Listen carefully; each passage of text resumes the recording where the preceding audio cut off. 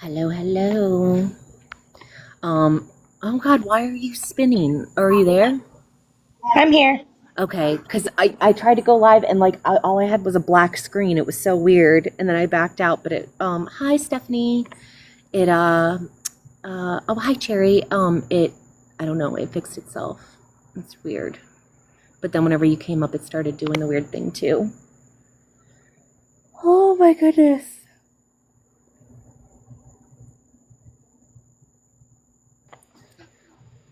Okay, Happy spinning too. Hello, Saturday. hello. So I'm outside right now, but I will play the clip. But yeah, I don't remember everything, and I might want to rewind. I feel so bad. It's the fucking one that's been on there, and I've been bugging the shit out of her.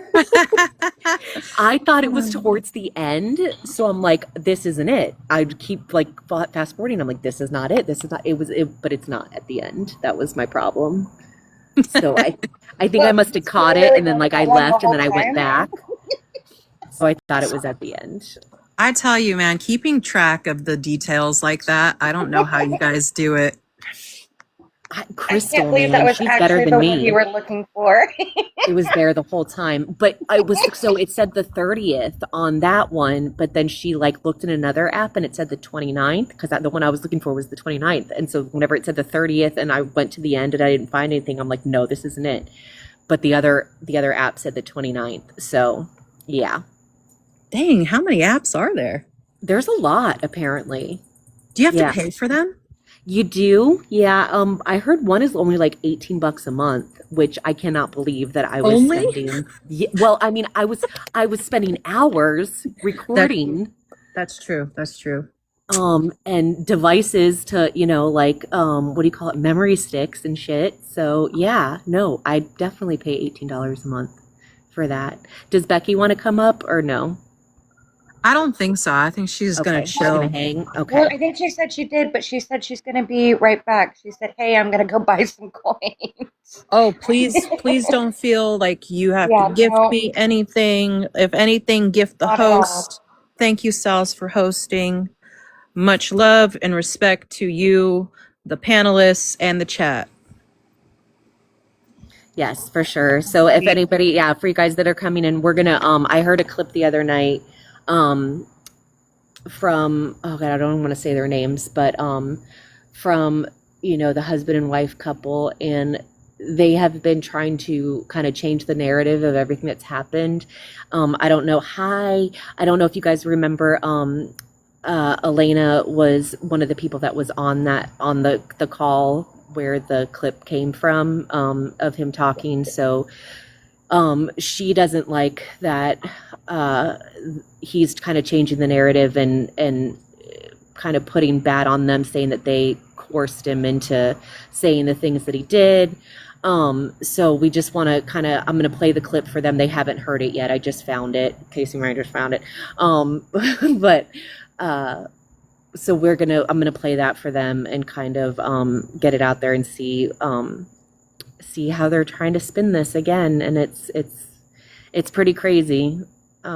Let me see, who is that? Right. And just to warn everyone, I am overly caffeinated, but I cracked open an energy drink in preparation for having a live. I didn't know who was going to host and how it was going to go. We're kind of winging this. So please forgive me if I am haphazardly stumbling and fumbling my way through my sentences, my thoughts. But I'm here, and thank you for having me. Yeah, thank you guys all for being here. I see everybody saying hey in the comments, and I'm glad you guys Well, are here too. I know it's late. I think Bree and Sheena might be live too, so don't feel like obligated to be here. We're just gonna go through this clip and, like I said, kind of take it from there. But we definitely think it's Salz, something that needs to be addressed. Yes. we don't want you getting any heat for having us on panel. I understand we're not the two most popular Oh, I don't people give a shit. at this I'm less popular than you guys are. So don't worry. Like, it's fine. Don't worry. I would like to say one thing. Um, Out of everyone who was involved in that call, minus the husband and the wife, um, the people who came forward, I am pretty much the only one left. I know Susie is still active and still supporting the husband and the wife. And so essentially I have no one to protect anymore. So I think it should be noticed that I am the only one who is able to speak on this now and willing to speak on this in truth and honesty. So let's do this. I'm ready. All right, so again, what we're doing, this is a clip from the 29th, so it's just a few days ago. I just happened to be scrolling on my backup and I saw and heard what was being said. So I kind of let Elena know, kind of just, paraphrased what they said, but I want her to be able to hear it. Yes. I'm so sorry. I just wanted to make sure, are you okay and what's going on? Oh, Like, yeah. No, I'm fine. So okay. I probably mentioned it before.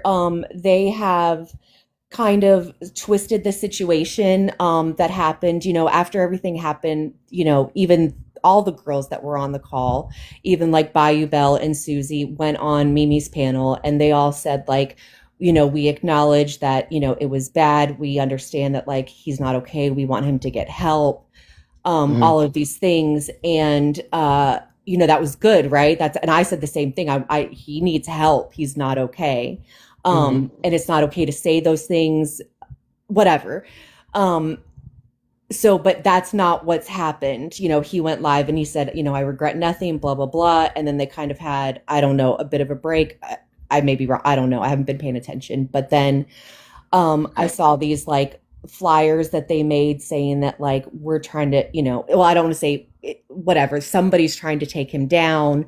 They're putting false accusations, all this. So it's like, the smear campaign thing, like, and it's damage control. So they're trying to say that whoever, I don't want to say because they haven't specifically named me, but they're trying to say that this is all a coordinated, like attack based on like, because they're covering Gypsy Rose. So I want to make sure that people know the truth. Number one, and that they're not blaming Bree and all of her people. And God, I don't even want to say it, but Gypsy Rose, this has nothing to fucking do with her. It has nothing to do with her. So I'm hearing these people who are still supporting them saying that this was, an attack from that and all this stuff. And he's taking no accountability for what was done, and it's being excused now. And it's gonna snowball. If the truth is not put out there, and they have been blamed enough for enough bullshit. So Elena doesn't like the way that they are portraying her, saying that, I'm going to let you guys hear it. But if I remember correctly, I don't blame her. That we clipped together his, the things that he was saying on that. And it's just, it's like I said, we're just going to play it. I haven't even. I was just checking on you, girl. Yeah, no, I'm okay. Which, by the way, I love your profile picture. I got to do one. I need one. Who made them? I need one. Oh my God. Thank you. She has it too. Oh God, I need one. All right. Okay. So all right, if you guys are ready. All right, I love you too. All right. I'm going to go ahead and play One it. thing, I have not heard the Mimi live where Susie and Bayou, and I have not heard this clip. So I'm coming in. I'm completely blind coming into this. I would, if not tonight, maybe tomorrow, if we can't get it tonight, I would like you to hear that, because I found that live very interesting, the way that they were spinning things. So maybe, we'll try to go through that too. I did as well. Yeah. And I have it as well, like we discussed. Yeah. Okay. Okay. And that's why the only thing that you'll ever hear from Discord from me is two fucking calls. Hold on, let me go back just a little bit. To 3 hackers. I mean, they were specific. I gave your information to 3 hackers. Now that shit is threatening to me, Then she said, give me your address. I'll fly to your house right now. Yep, I'll catch a flight. Oh, sorry. They were talking about how Fez and Puffy's situation is the same as theirs. Okay. And I mean, and so that happened, and it was the same. I felt like they should have been held to the same standard. Of course, they weren't. And then that was on the live thing happened. Yeah. Yep. It was on 2 different lives, and it actually started in the Discord, the CTW that I'm in. And so, oh, wow. and so, yeah. So I mean, that was a big to do. And so, Right. and the funny thing was, I mean, apparently, I guess your situation happened on a live, and they got you to go to a Discord. This shit was going on. No, a live, no. And Mine then did she not went, happen on a live, Carol. What happened Okay, was, I no, misunderstood I can that. actually tell you because I don't know fucking how to do stuff. I'll just tell y'all, like, I was lured into a fucking Discord. I don't fuck with Discord. And that's why the only thing that you'll ever hear from Discord from me is 2 fucking calls. And they're with the same individuals. I'm not going to put their names out there. Y'all already know who it is. There's only 2 calls. The very first one, this is the reason why they'll never release the calls. First and foremost, because my children's personal medical information is in both of these fucking phone calls. Because it's from some fucking bitch I thought I could trust. Some other fucking bitch I thought I could trust. The other reason is because I said at the very beginning, whenever they lured me in from 2 people that I trust very, very well, they didn't know that they were being used. As soon as I got in, I said, this is fucking disgusting. It's gross, and I do not want to be a part of it.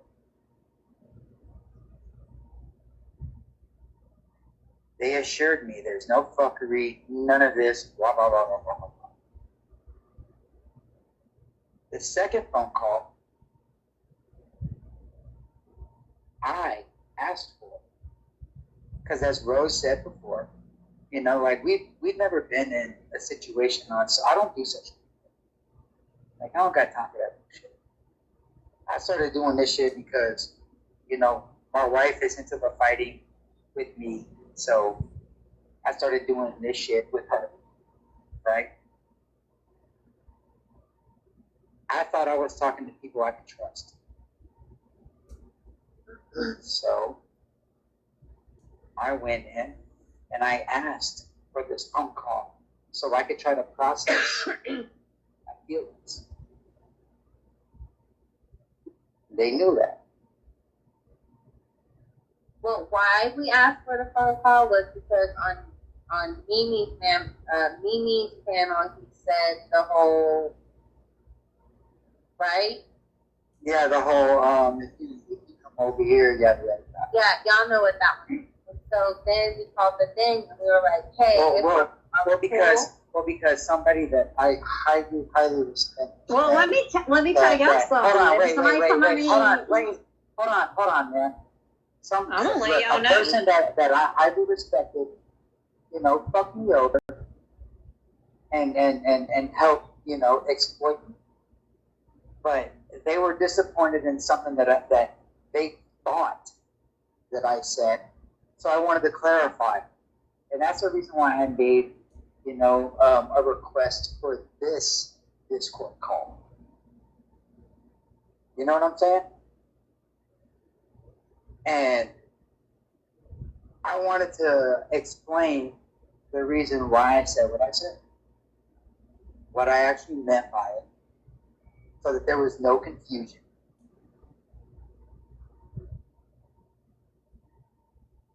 And Yeah, well, I've that had a lot of person people- edited that fucking phone call. Go ahead. I'm so sorry. It's my birthday. No, it's 30 minutes. I'm sorry.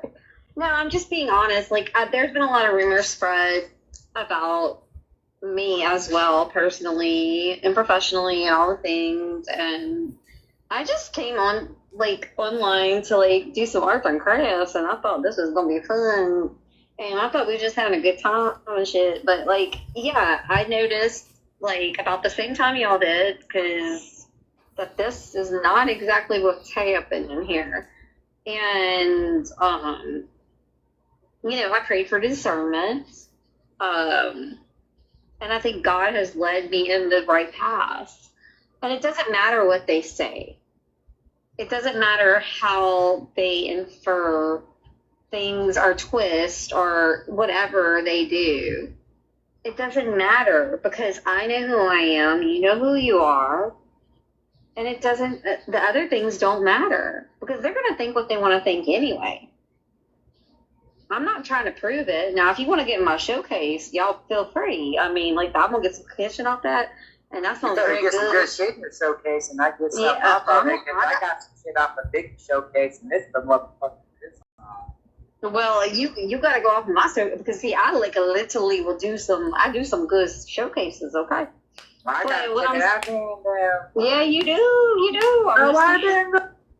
Look, Medicube. I ain't gonna lie. Like Gypsy needed that like 20 years ago. I mean, well, I don't know. I don't know if that's gonna help with them like No, hey, but look, hold on, real quick, look, real talk, man. All bullshit is look, man. Fuck all the dumb shit. Everybody gets talked about on this app because the moment that you decide to voice your opinion in a public space, people are going to attack you. Period. So you have to be prepared for all of that and understand that that's all static. Yeah. You got to stay focused on it. You also gotta remember that, the whole situation with us, if you look at how it really started, like how it, where it resonated came from, it's like, it's descendants to have, like, you know what I'm saying? I feel like literally. Oh no, Rose, I'm gonna go with you on that 100. I think that she is kind of the puppet master tier behind a lot of things, of shenanigans.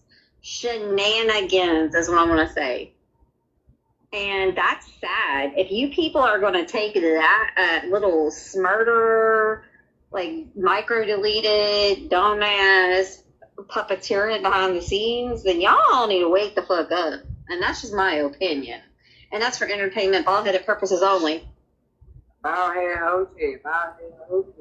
Yeah, she does everything by proxy. You know what I'm saying? Like, and also the fact that we're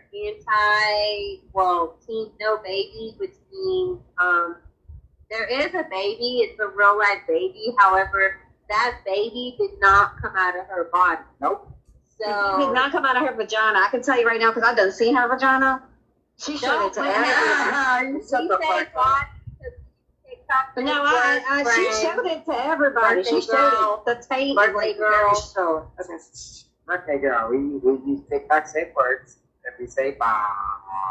that baby did not come out of her body. I mean, maybe that baby's happy, but that Gypsy ain't that baby mama. that baby did not come out of Gypsy's body. Her taint. That taint is very short. That would have blew out her taint. And so the fact that we believe that and we talk about that, I know they don't like it, and that's fine. You don't have to like it, but like last I checked, we live in America and we have freedom of speech. Freedom of speech. And like we want to use our like she's the real runner of this man.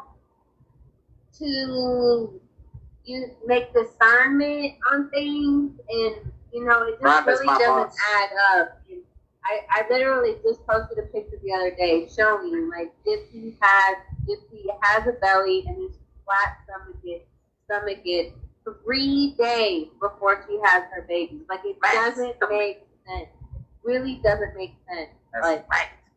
And if you look at the images that Krusty posted on her own social media on Christmas Day, those pictures came from Christy. That is 3 different sizes right. on one day. She posted those, and Wow. I think Christy kind of like that. You gonna make me put on that Christy motherfucking gonna be the downfall of the whole motherfucking road. She gonna be the raid. Krusty is the raid, y'all. Come on now. Yeah. Let's give Krusty a holla. Yeah, no. Krusty to the front of the class. Krusty Krab. Watch what's calling it Krusty. It's Krusty Krab.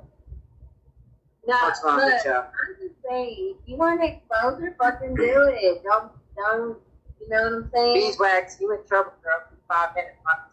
Wait, what I did? What I 5 minutes, bees. 5 minutes. Listen to the Ronditis. That's right. Ronditis. This is her live. Shit. Oh, wait. Is it your birthday? Not yet. Yeah. About 24 minutes.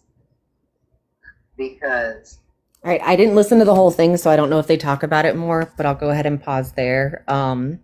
How has that lady seen Gypsy's vagina?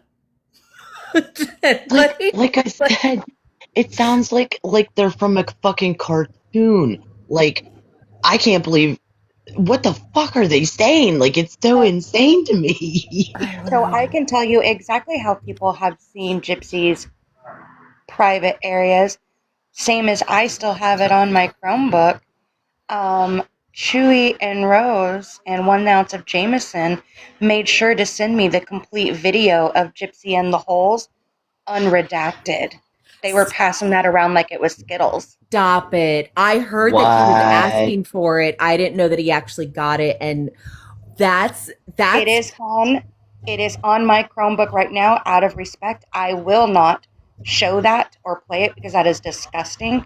But Chewy and Rose and 1 ounce of Jameson made sure that was sent to me. The entire 45-minute video, completely unredacted.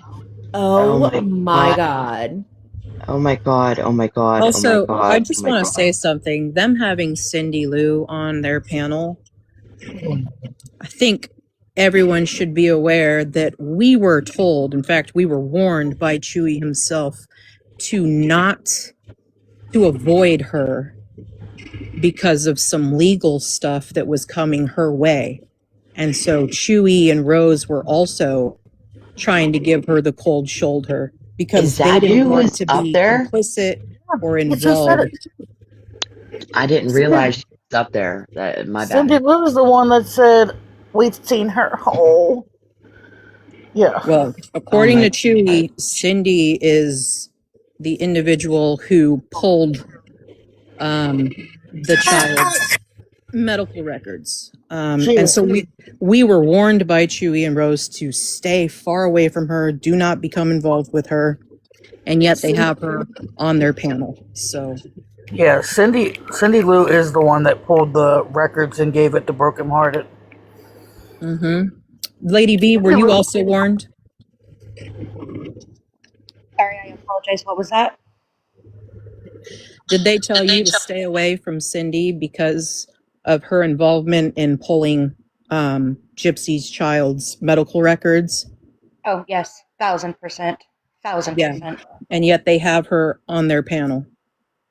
They're desperate for people to support them and accept Oh my, how the them. mighty have fallen.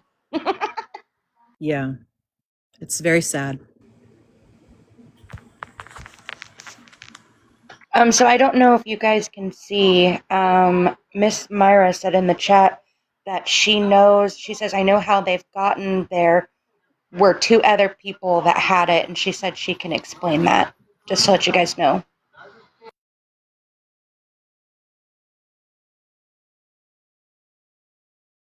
Does she want to explain on panel, or is this something she wants to handle privately? I want to give her that option because of what she experienced coming forward and doing the right thing. She did the right thing. I seen in the comments that she can come up for a few minutes, but not my live, so totally up to Salz. I want her to be able to speak, but I also don't want to upset anybody in the chat. If anybody is against this, let me know. I don't want to oh God, guys, I don't know. This is a very difficult position to be in. I would say this is an opportunity to get clarification and enlightenment on something that's very important to our community. So if you can set your feelings aside, I know emotions are heightened around certain circumstances regarding Myra and, past people, certain individuals, but please, listen to what's being said and try to hold your biases in check for who is saying it. I think she means well, and again, she's risking exposure by speaking. So I would just ask, please be respectful. Right, and I have no separate. issue, no problem. So Okay, we're just going to separate the two things. She was a part of this, and yeah, I think that she has a right to speak. So yeah, I'm going to go ahead and let her up. If anybody is bothered by it, I understand. I respect you guys, and yeah, I respect your opinion. Like I said, this is a difficult situation. But yeah, we're all kind of figuring it out together. Hey, Myra. Hey, Myra. Hi. Hi, everyone. Did you guys hear though that them saying that you guys clipped it together and he was lured into this and he was told that he was going to go in and be able to express his feelings in a safe environment? Do you see what I'm saying? There's no accountability at all. It's just been Okay, turned. so I'm going to shut up. Okay, I'm go ahead. just going to explain this, and Elena can back me up on this. So, there were 2 Discord calls, okay? One of them, and I know the situation is very complicated to explain it. One of them was about, we wanted to talk to him about Gia. Because there were things that we caught on that Gia was doing behind the scenes, and we wanted to let them know. And I don't remember, like, I think was it Susie that reached out to them and said, hey, can we talk on Discord? We have to show you something about Gia. And then that's how eventually I created the server, and then we got on Discord. But that's like separate. And that was like back in when, like April. We never talked to Chewy and Rose on Discord. I think it was in May. Bayou Bell sent me the screenshots of when that Okay, it call was like in happened. May. And I have to verify, but I'm pretty sure it was in May. Like, but it was early May. It wasn't, yeah, but it was like right after the whole fallout that happened with Gia, and we wanted to show him that stuff. Yeah, we were always trying to warn them of Yes. these people that they were bringing into their spaces and who were dangerous people. So that was the point of the first call. And initially Rose showed up, but Chewy just couldn't stand talking in the background, letting Rose having the podium. So then he himself joined the call on his own Discord account. Yes. So and that was pretty much, that was the first call. And then the second time, Susie, and this was around like the June 13th time, I remember the date. Yes, I have screenshots and the metadata from that too. call. Me too. Yes. I have that too. Susie was reaching out to us in the group chat. She asked us if we can go on Discord with Chewy and Rose because she was on the phone with them. It was their request. They wanted to talk to us. So wait, you got to say why though. Yes, I'm going to get to that point. Okay. Because that's when you and me, Elena, and Peachy, we were talking separately.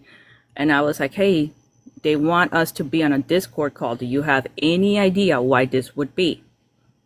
So we were just trying to figure out what the heck was the call about. So we got on the call.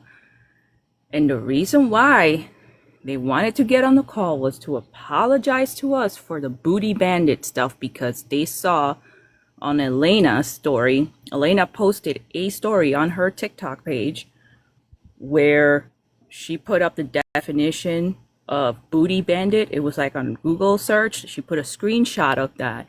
And then she put the clip where he was talking about that in And then reference to Salz. I also posted Conspiracy's post. I took a screenshot of her post and I added that. Rose saw that, went to Chewy and said, shit, I think we've lost Elena.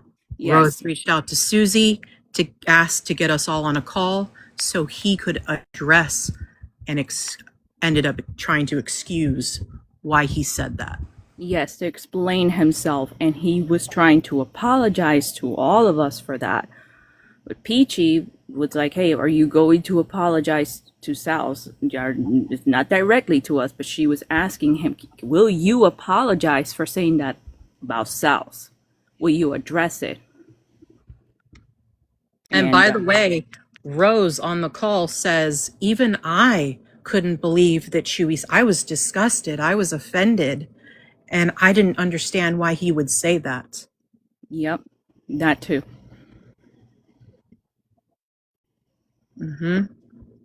Again, the call, it didn't matter what solutions or what advice we offered him. He was not receptive to any of it. He didn't want solutions. I gave him a solution. Remember the solution? We all did. I said to him, I said to Rose directly, hey, I understand everybody's angry. There's that situation, but if somebody messages you, like anybody from your community or anybody that doesn't like Salz, like all I said to her was, hey, will you just try to ignore it and just tell them, hey, don't tell me anything about Salz. I don't want to hear it. Don't, so they could focus on whatever they wanted to do on their TikTok panels or whatever, instead of continuously talking about it. So that was the solution that I provided to them. And I chimed in. I chimed in after Myra said that, and I said, when you surround yourself with people like Mimi, and you allow her to host you on her panel, and she is a predatory person on people's vulnerabilities.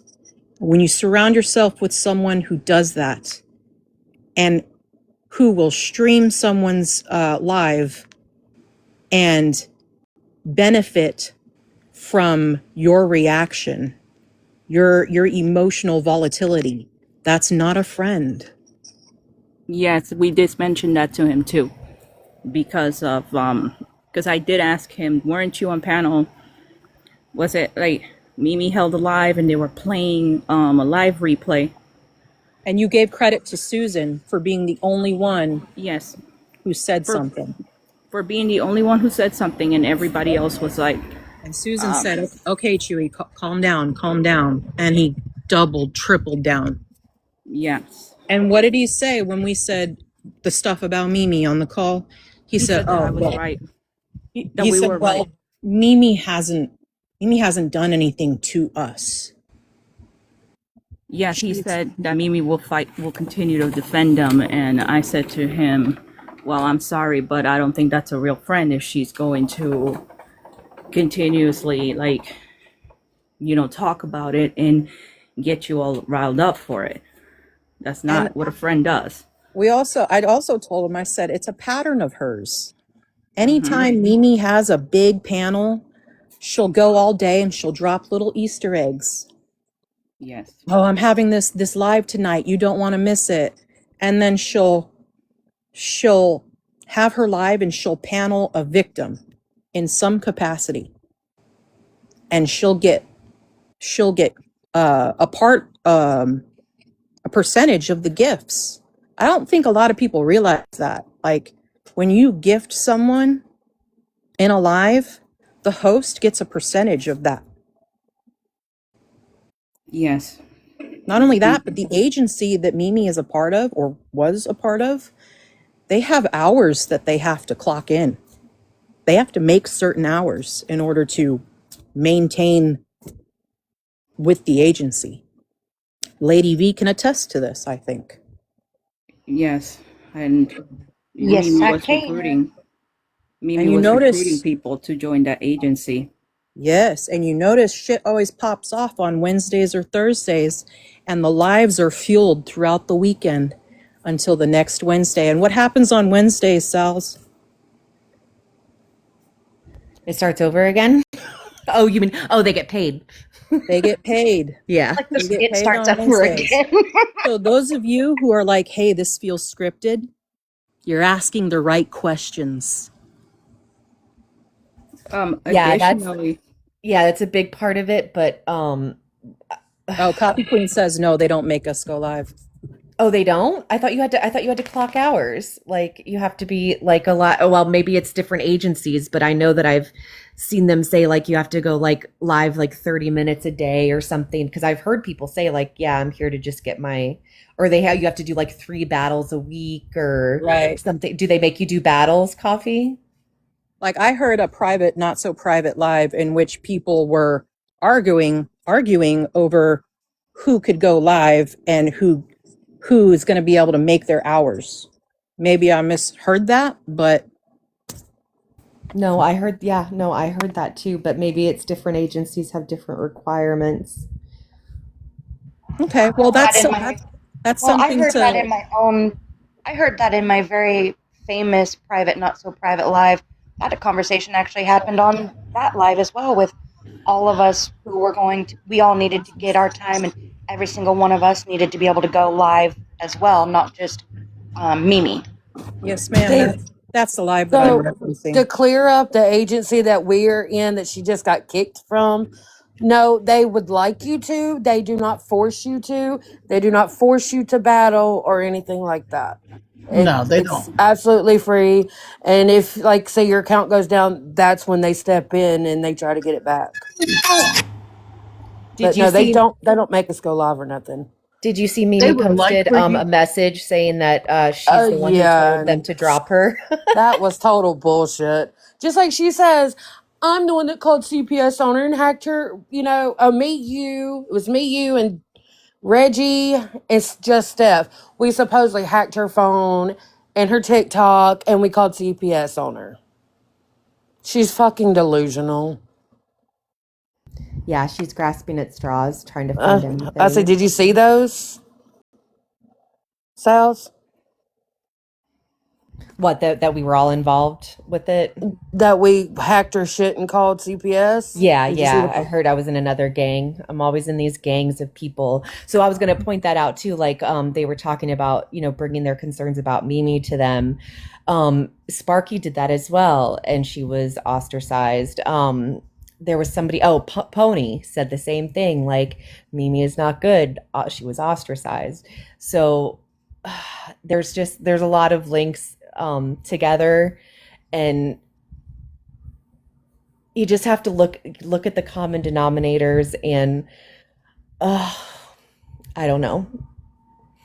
But I mean, I know that she's on the outs right now, but she will work her way back in, just like they are trying to. I need to post it. Let me see if I have it on here, but I'll kind of read to you, if I can find it, what they are claiming is happening to them right now. And I mean, I'm sure by now everybody's heard the phone call, and I'm not trying to sit here and be like, I'm a victim, blah, blah, blah, whatever. But it definitely wasn't whatever it is that I did, whatever the worst thing that they could say that I did, nobody deserves to be talked about the way that he did. So yeah, they have this thing, and it says, truth, justice, Claudine. We will not be silenced, bullied, harassed, falsely accused, attacked, intimidated, canceled. We see you. We won't be scared. We stand for Claudine Blanchard, a voice for the voiceless. Our mission, justice for Claudine, truth over lives, awareness, accountability, never forget. To those sent to silence us, we won't quit, we won't disappear, we won't be intimidated, we won't stop speaking the truth. Truth is louder than lies. We see through the lies. And they actually have like a phone. It looks like a phone, and it says, the ship is going down. Oh wait, I'm sorry. The person's name is someone sent to attack us. The ship is going down. We're going to expose them. We'll share things about them people aren't going to like. We want to cancel them. We're not going down, or we're not going anywhere. We're just getting started. We will get through this. Our message, our purpose, our power. So I don't know does that sound like somebody who's like getting help with his emotional issues that, because he like threatened, a random person on the internet? I don't know. Well, I just number have to say one, this. sorry, go ahead. Look, I understand there's people that they want to hear the call. They want to hear what was being said on that call. There was a lot of stuff that was talked on the call. It's not what was on the call. The last 20 minutes of it, it's when I heard him say, I know who Salz is. That immediately gave me that signal, like, oh, like he knows something. So I said, you might as well check her Facebook account. And that's when he started divulging how he got Salz's information. And he went on with that.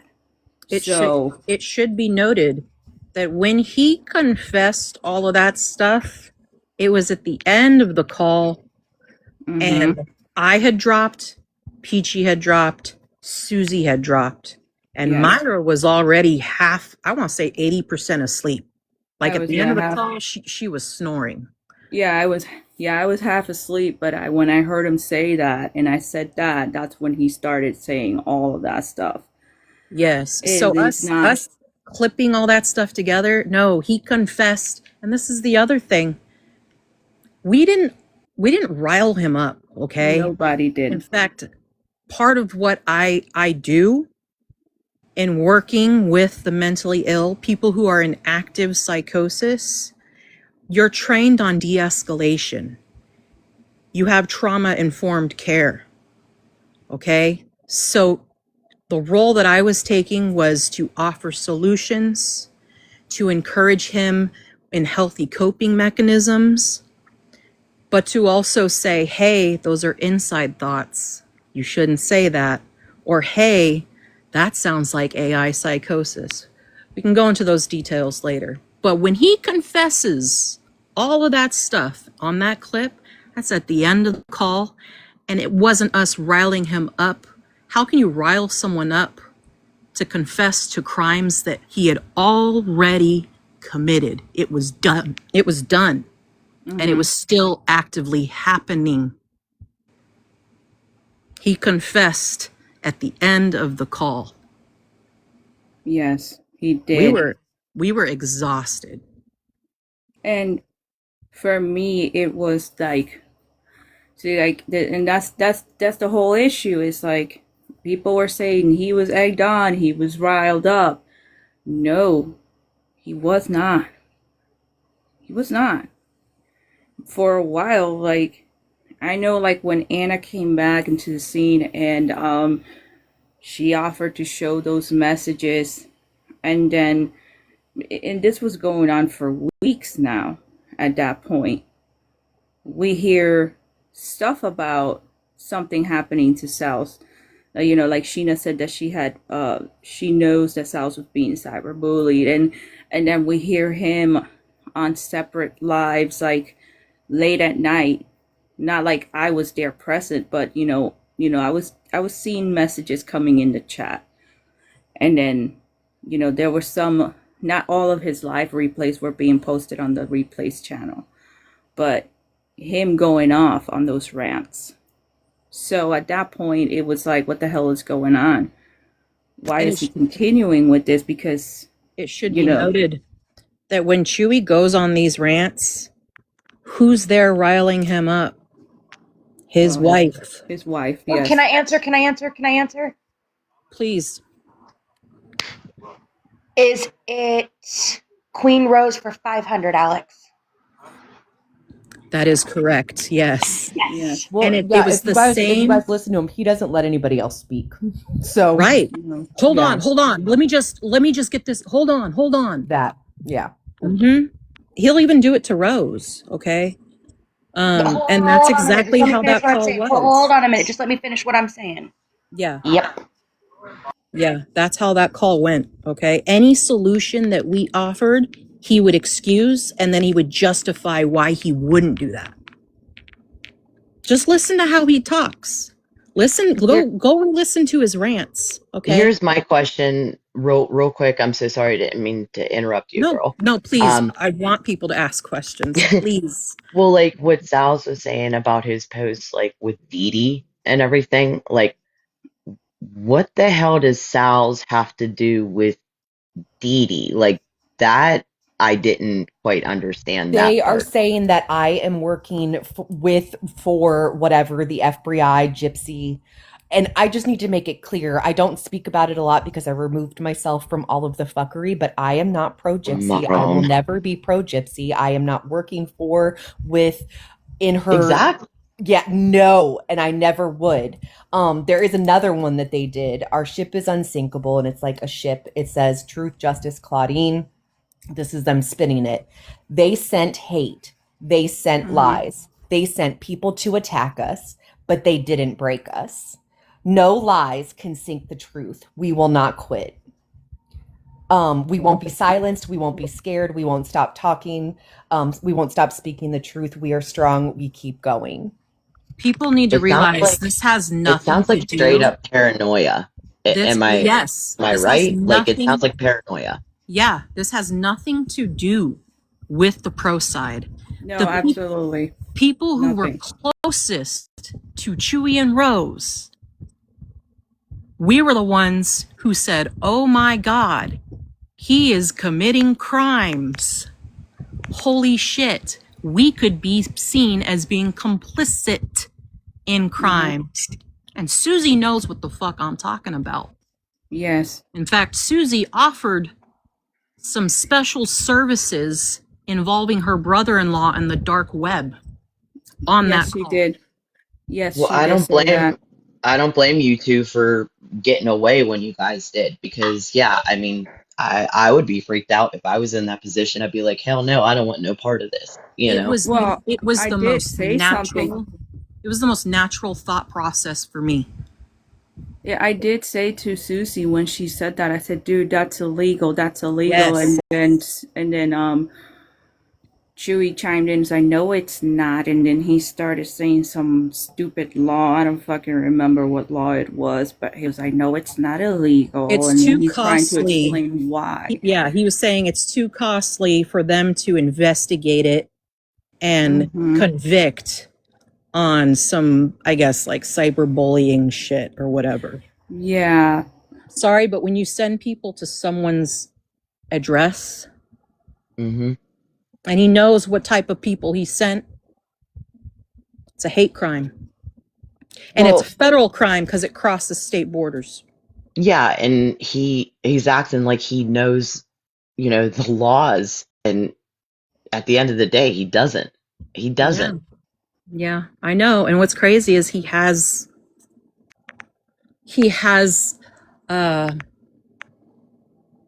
people who are in the legal field. They're advising him, still supporting him. I don't know how the hell they can do that. Unless they themselves are also complicit in the crimes. Yeah, I don't know if I unblocked that one specifically, but allegedly. I want to say allegedly. Yeah, those specifically. But if anybody knows these people that we're discussing, minus the couple, they are welcome to come in here and speak for themselves, talk about it. I actually wish that they would. Me too. Yeah, maybe they have tunnel vision and they're seeing things an opposite, a different way, and maybe it would enlighten them, because there is still this narrative being pushed that they never spoke about me and I was relentless. If anybody does, acknowledge that it was wrong of what he said, I pushed him to it. I made him go that far because he was protecting his family. And I want to bring up too the text messages that Mimi posted on her page. I think they're still there, of her between her and Lady V. It starts out with them talking about playing a clip. We couldn't figure out what clip it was. We have now. So what it was right around the time that Bree's Discord had gotten leaked to Becca Scoops, and I was being accused of being a predator because even though I didn't have the photos, never claimed I had the photos, they said I went to their Facebook, I saw pictures of their children, that made me a predator. So I said, I asked Brianna live, I said, there's pictures of kids in there, right? And she said, oh yeah, absolutely. There's private family photos, everything. So I said, okay, well that by their logic, that makes Becca Scoops a predator, correct? So that's the clip that they were talking about playing. And the reason why Lady V was saying we got to wait and get confirmation from Becca was going through and making sure that for some reason, I guess they thought that I was in Bree's Discord, and she was confirming that there was no pictures of their children. So this was on March 29th, about 2 weeks after, the whole blow up happened. It was on the 15th, I believe. And so they knew on the 29th then that no photos of their children had been posted. If I was the person that they think that I am in the FBI doing this for Gypsy and I'm a creep and everything, Becca Scoops would have found it, right? They didn't. So they knew that this was not an issue that happened. But they still continued on to push that narrative, to call me, oh, bye, Adrian, to call me everything that they did. Like I said, I just want to point that out, that they absolutely were aware, number one, and number two, and we won't get into all of this, but they are definitely in contact with Becca Scoops, and she is aware of a lot of the things that they are doing. And it's, again, concerning because of, how they believe and how they act and everything else, and, how they're treating people. And yeah, so I'm all right. I'm going to shut up now. Would you like me to explain that part on my end, Miss Salz? Yeah, no, go ahead, please. Yeah, elaborate. So, you guys know a couple weeks ago I went on Sheena's panel. That was obviously extremely hard. It still is. When Mimi posted that screen recording where, yes, she has my 16-year-old son on there as well, completely unredacted, Salz and I were talking, and she asked me about exactly what you see. You see the screenshot that I had sent to Mimi, and underneath it, you guys can all clearly see from Mimi's recording that I tell her, you cannot say that you got this from me, keep my name out of it, but we cannot play this yet. We can't play it. The way that whole conversation went is I had sent that clip to Chewy and Rose as well. And Salz and Elena, can you guys please confirm for me that you have seen everything that I'm getting ready to say? Yes, I can confirm as you relay the information. Absolutely. Yeah. So I had screen recorded that exact circumstance that Salz just explained, and I can play the clip if you guys need it played. In the caption of the email that I wrote to Becca, it says, let me pull it back up, hold on. It says on March 29th, what I sent to Becca at 12:50 p.m. It says, Predator comment by Salz about you, and I sent her the clip. When that happened, and when I had sent it to Chewy and Rose, they were ecstatic about that. And that really brought Salz onto everybody's radar within the Becca world. And what happened from there is Chewy and Rose had told me to tell Mimi that she could not play the clip, she could not do anything until they entered the chat and either had stayed in the chat or gotten on panel. And I needed to confirm with Becca that their children were not in that Discord. If I can interject real quick, because there is a part that I forgot. So after, whenever she said that, she said, because if, kids are in there, it would go legal. So what she was saying is if I, posted photos of their children, that they would come after me legally. And yes. I want to tie that into, again, why people are like, oh, why did it take so long? Which it was not even 2 weeks, but why did it take so long for them to disclose, the phone call, to me and, everybody? And that's because he said that he wanted to get my information so he could take it legal. And then part of the reason was they realized, okay, he's not taking it legal. He's still doing this weird stuff and saying these things. And what if, Like, are we complicit? What's going to happen if we don't say something? So all of those things coupled together. Yes, he told us he wanted to take it legal. And then once he started, like when Rose posted in her story, just arrived in Florida for our vacation. In fact, on the call, Do you I guys said, mind if I finish? oh, yes, please, sorry. But yes, he did tell us he wanted to take it legal. So, in the comment that is so eloquently posted on Mimi's screen recording, I say specifically, please keep this to yourself until Tree and Rose get it. She said, absolutely. Then you see her message me, did Becca confirm? That statement is within very simple regards to, did Becca confirm that Chewy and Rose's kids were not in the Discord? I was able to get confirmation that their children were not in the Discord. Chewy and Rose message me, tell me that they're in the chat, they're ready to go, so I send the next message to Mimi, Chewy and Rose are here, play it now. The entire narrative that was set up from that day forward, I was basically instructed to keep my effing mouth shut about the fact that it was confirmed their children were not in that Discord. And that is when the very big narrative completely started with Salz was the predator, Salz had pictures of their kids, and that is how that really cemented itself with them. Because at the time, there were 4 of us who knew that their children were not in that. It was myself, Mimi, Lou-Hoo, Chewy, and Rose. So let's tie little Miss Mimi into this with a beautiful bow as well.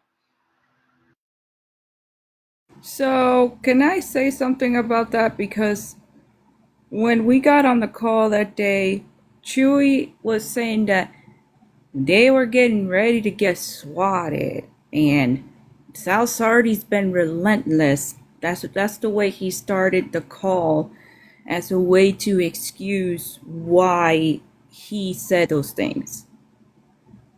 And I'm like, swatted? Who the hell was swat? And this get was the him graping swatted. comment, right? The graping comment you guys were addressing? Yes, Okay. like the whole graping booty bandit stuff. Yeah, he said that that's why he said the most egregious thing that he could think of.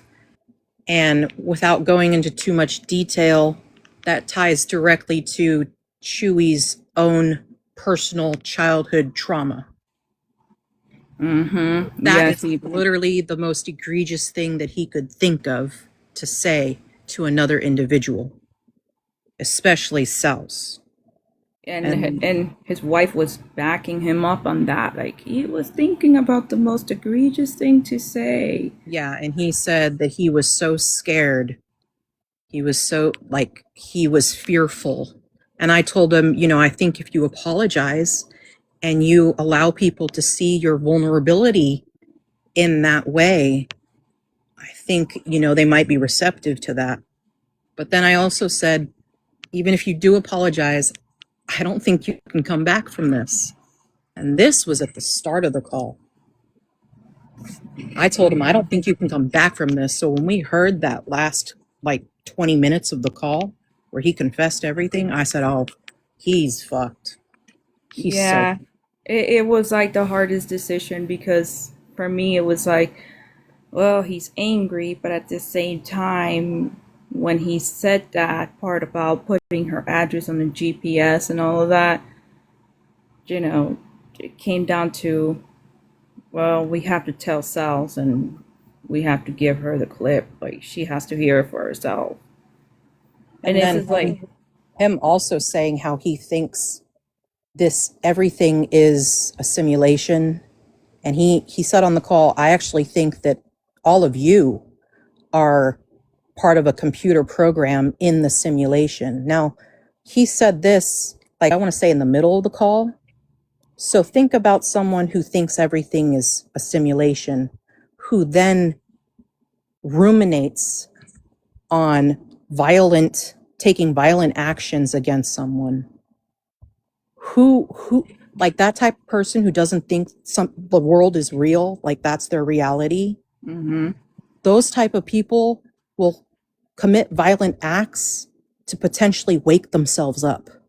Okay, this is not like, these are the beginning stages of someone going into psychosis. And I said on the call, when he said, I don't believe any of you are real, I said, that sounds like AI psychosis.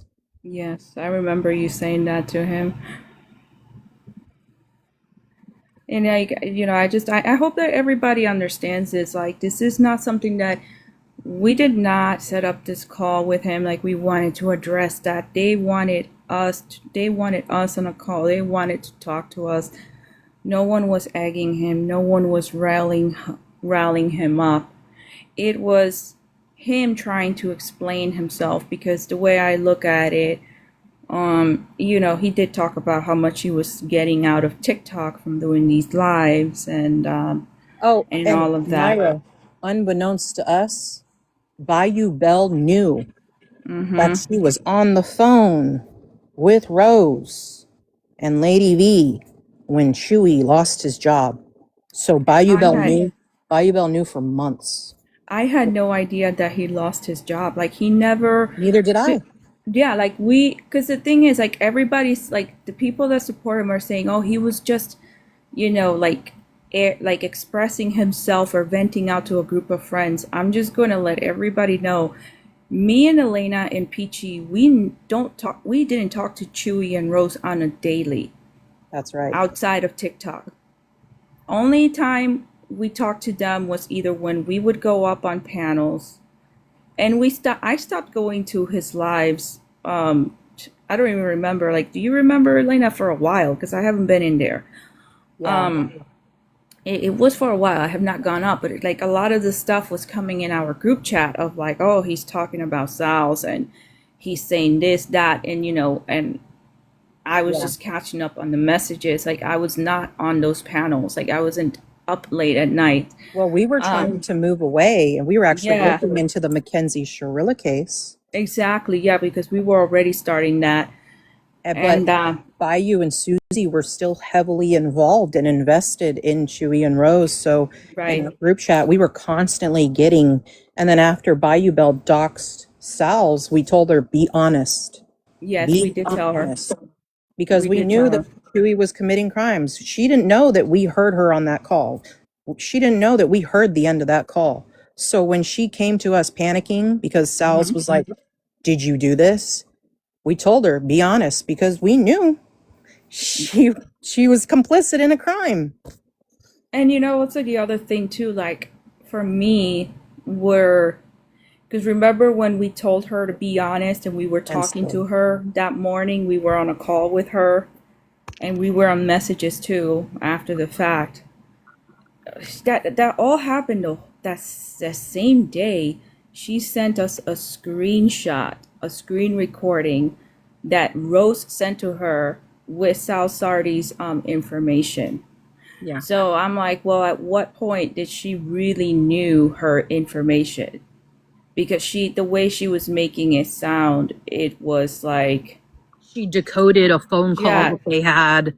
No, that's bullshit. Yeah, that she decoded the names because he was throwing in names in those last 20 minutes. No, remember, she told us that it was a phone call that she was on with Rose, and Chewy was on a phone call with Posh in the background, and Posh was giving him names, and they were giving it to Bayou Bell and to see if she recognized any of the names, and that's how she decoded and figured out Salz's information, and she looked it up and then doxed her. But I thought she was referring it to that call that we were all on that day. Because I don't know what is what. Like, she just kept changing it when she was going on Mimi's live, talking about it. She couldn't keep her lies straight, and she fucked up with us. Yeah, because she didn't know that we didn't know that she didn't know that we had that part of the call recorded in which he lists all of Sal's details, and then she says, "Oh well, I'm gonna make a troll account and I'm gonna dox her info in the chat." Yeah, like she was gonna say her name in the chat, And that was the same night when it happened, and the next day she came and she was all panicked about, oh, I no, didn't she say I put her name in the chat on my backup account in the group chat? Yeah, she said, oh, I put these random names because I wasn't sure if it was actually her name. So I put in this name, that name, and a different name. And I said, like, oh, where's so-and-so? And then Sal said, oh, I know that's Chewy in the chat that just doxed me. So then Bayou messaged us in the chat and said, now we know that blah, blah, blah, blah, blah is Sal's real name. Right. But it's just like at that point, like when she sent us the screenshot, like the screen recording, it's like I felt like she knew way before. I agree. Because like she's known a lot of stuff that we are just now finding out because of Lady B. Exactly, because we had no idea. Like we do know that she and Susie were always in contact with them outside of the app. Like they would talk to each other like on the phone. And V can verify that. So Bayou Bell and I used to talk just about every single day as well. I'm sure it's pretty clear now that everybody knows I talked with Chewy and Rose for hours on end daily. And if I may, while you guys are bringing up Bayou Bell, I would like to say very, very clearly to Bayou Bell, and I know Chewy and Rose, I know you're going to hear this, so I'm going to make this very clear. I know Bayou Bell, I know you sent the screenshot of my work in that chat. And if anyone calls my work or tries to disrupt or take any type of retaliation to me in any way, shape, or form, you might want to step back and be prepared. I'm going to say that real clear. That is why before I left the group chat with Susie and Bayou, I sent them a message and I said, I can't protect you guys anymore if you choose to continue to support Chewy and Rose. If you do so, you can be seen as being complicit in the crimes. I can no longer protect you because I had secured all of our anonymity. Everyone that was on that call, I had secured all of our anonymity and our protection with Sal. She gave her word that she would not out us. And then when Bayou Bell and Susie got on that panel, they fucked it all up. Because they knew they were scared. They were scared because I believe they're much more involved than they ever let us know. Yeah, like I felt the same way as soon as she gave us that screen recording. It was like that was like a big giveaway for me. I'm like, well, she knows more than what we were led on. Yes. And mind you, like it's, I did not come back to this app to be involved in some messy stuff. And genuinely, we had our friendship group. We were just, talking about personal things. We were talking about the stuff that we were seeing, and we were talking about cases, and we were joking around. None of that stuff. I didn't anticipate for this to be this bad and for all of us to get dragged into it. It's not something that I wanted to be a part of. In fact, at one point, we were trying to figure out Lady V because we were trying to protect Chewy and Rose. So we were digging in deep on Lady V. And by digging in, I mean watching her moves. Okay? And we didn't like what we were seeing and what she was saying on panels. And we tried to warn Chewy and Rose. And what did they tell us? Oh, we don't trust her. Well, we're keeping her close because she's trying to get close to Salz for us to get her information so we can take it legal. Yes. We tried to warn them. We tried to help them. And come to find out, they very much knew exactly what Lady V was doing. They had her wrapped around their finger, and they still have Susie. Right. After everything that Susie knows and witnessed, she's still, my mind is blown. I think that part of the call where he mentions me, and I don't know about you guys, but I hear his voice change when he says that, and he almost takes a breath with it. And Lady V. Yeah. She would have done anything that I asked. And that's just it. I did. And behind the scenes, your guys' side of the experience is very similar and different in so many ways to what I experienced on my side. And Myra, I'll tell you, one of the things that Elena and I discussed today and yesterday is realizing Chewy strategically placed all of us, specifically me, where he wanted me. And I stayed pretty isolated from you guys. Yeah. And looking back, Elena and I discussed, and if I may say it, Elena, we discussed if Elena and I would have talked, we would have figured things out so much sooner. Well, I knew that we fucked up.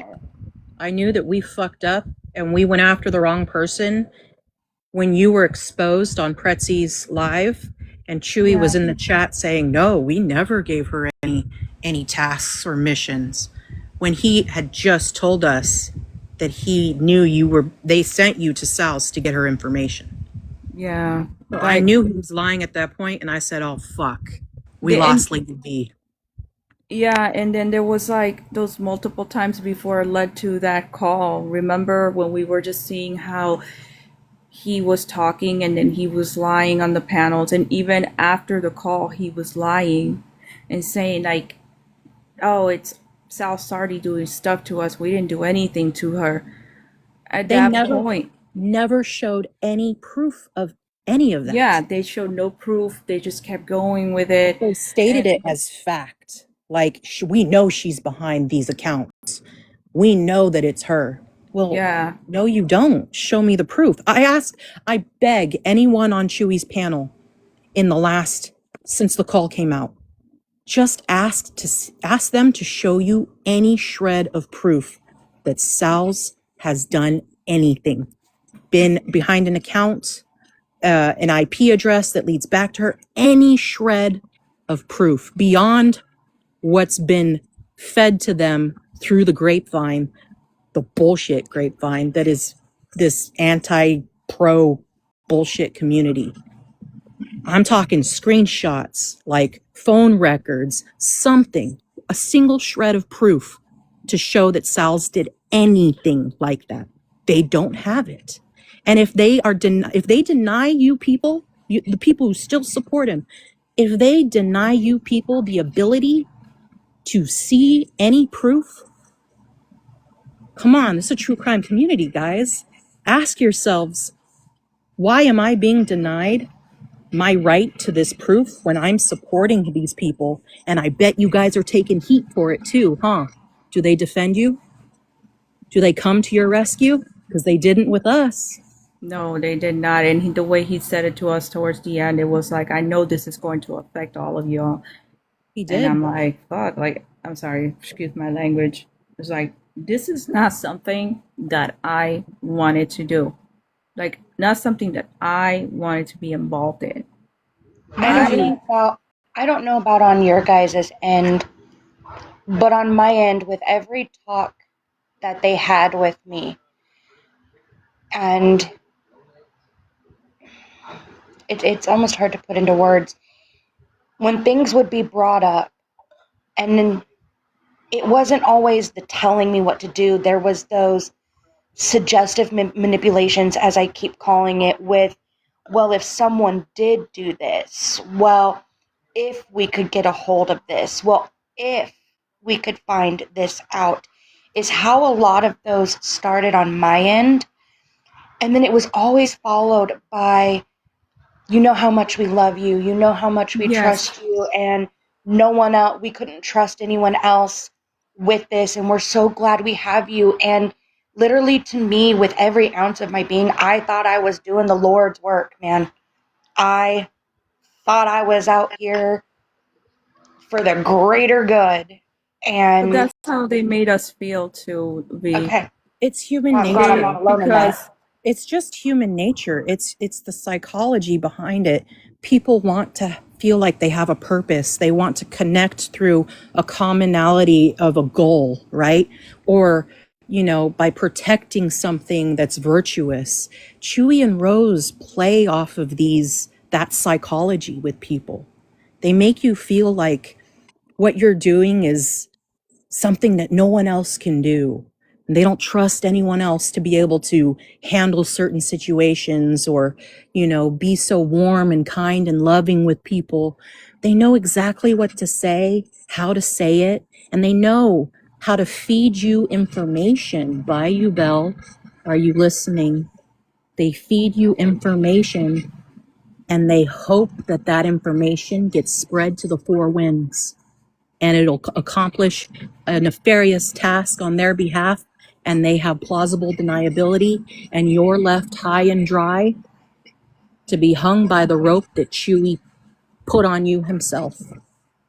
And when you go into comments and you're getting attacked and you don't understand why the two people that you have trusted the most that said they trusted you, they go in there and they don't say a word. And Chewie constantly just disengage. We're But not about this the is like drama. We don't do it. Just disengage. Disengage, you guys. We don't need to say anything to respond to them. But yet they let you sit on the front lines and take every ounce of heat while they quietly deny you to your face. But this is exactly like, now that you ladies brought this up, remember, like, Elena, Bayou was on Justin's live and she was getting attacked in the chat. Remember that? And Chewie was on the panel. Yeah, it was in Justin Truecrime's live. Yes, in Justin True Crime's live. Yeah. Laura May was on the panel. Yes. Yes, and she came to us in the group chat and she said to us, "Oh, I was getting attacked in the chat and Chewie and Rose did not defend me." And I messaged them and they didn't say anything. And then she gets a message from Rose about, "Oh, do you know when Sheena's going to Louisiana? Can you find out?" Instead of like asking her, "Hey, are you okay after what happened on this live or whatever?" No, it was just her asking her directly if she knew when Sheena was going to go to Louisiana. Can she find out? I think I have the screenshot of that message that she sent us. Yeah, because it makes no sense why they would want that. So I think that was like a test of her, commitment and I don't know. But I do, like you guys said, and I'll go ahead and like name, their diehard people that I know, like Anne and Aleph and Yankee Cajun, which breaks my heart, but whatever. You got like I know, and even Carolina Girl, and I heard her say, Sal's talked about you guys every opportunity that she got, she wouldn't shut up, and then she says that Chewie and Rose maybe spoke about me like less than a handful of times. And that's insane. It's insane because I literally have like in one, not even in all my like other memory things, I was trying to put like a thing together, a folder together, and I had like 65 clips just on one thing. And I was like, this is insane. I can't keep going. Like, there's no way for me to go through all this stuff. Or nobody's going to listen to all this. It's hours upon hours of him calling me every name in the book and being disgusting and derogatory and saying what he wants to do to me. And that's just like what was public, you know what I mean? And so for somebody to sit up there and excuse him and say that he never said anything and that it was all me, where are these clips? Because I've never heard them. Even if I'm getting up, it's typically like responding to the things that they have been doing and making sure that like making people aware. But where are these clips of me ever threatening him to make him go so far that he has to protect his family? Where are the clips of me saying that I have any info on them or that I put out any info on them, that I ever released any pictures at all of them? Where is this proof? And I'm not saying for me, because Chewie says that he owes me nothing and he doesn't need to give me fucking proof, but for you guys that are supporting him blindly. And I feel for the people who are actually here for the right, quote unquote, right reason, like they believe in what they're doing here and the purpose and the mission, you guys are being manipulated. That's not what they care about. And I'll even give the example of Becca Scoops right now. And again, she's connected to this a lot more than you guys would think. But so she kind of got turned on, right? Well, I don't want to say turned on, but she lost some support. But supposedly she was still gaining followers and, getting traction and blah, blah, blah. Well, last few videos have not been Gypsy. What happened to the Truth Train, guys? What happened to the documentary? I looked up Lori, and she hasn't posted about Gypsy since like early June, I think. And there's been no talk at all about the documentary and, the Truth Train and the momentum and what's happening. Why is that? Because it never existed. It never existed, but they needed to tell you guys something to keep you on the hook, to keep you giving them money. And then once she lost that, she knew she had to move on to something else, which, by the way, she said she would never do, remember? She said that she would make more and be more popular if she did move on to another case, but she's staying on this because she believes in justice for Dee Dee. So why is she stopping? So anyways, to my point, these people do not care about that. These people that you are like going into and supporting and respecting, yeah, no, they don't give a shit. They just give a shit about your money. They don't care about you at all. So demand that they show you proof instead of just their word, because you have supported them so long and you think they're telling the truth. Ask them to show you proof of anything, of any one little thing, because they're not going to be able to. As a supporter still, at any capacity of Chewy and Rose, you have that right. You guys realize that. You have that right to ask for this proof. I encourage you, please, really ask them for it. I mean, hard, irrefutable proof. Please. Crystal, what I want to hear from you. What were you saying in the comments? Sorry, my family just got home. I'm not going to be the popular person up here because I honestly want to know what all happened in the whole call. I'm one of those people who would love to hear the whole call with all personal info redacted. And I don't know if that's possible, but I feel like you and everyone else deserves that, to know what kind of person that he is. And they are. I agree. I would like the whole call to be heard, but this has been a collaborative effort. It's risked all of our safety to even be at this point.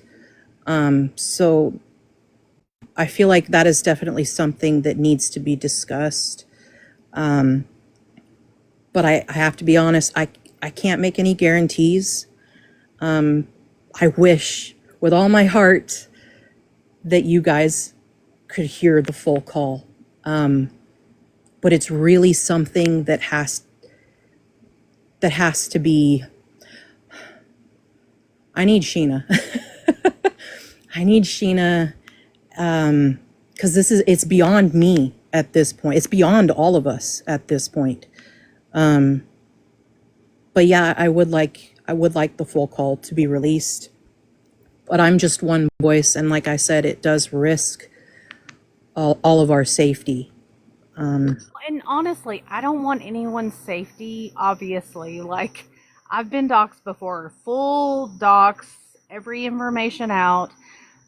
What I think is the biggest problem right now in this community is that things are being said about the call and the people involved in the call that may or may not be true, and it's hurting other people. Like, there are certain people who are saying that certain people in the call were doing XYZ, and we don't know. Were they doing that or were they not doing that? Like, were they hyping up this whole let's get go Chewy, go Rose?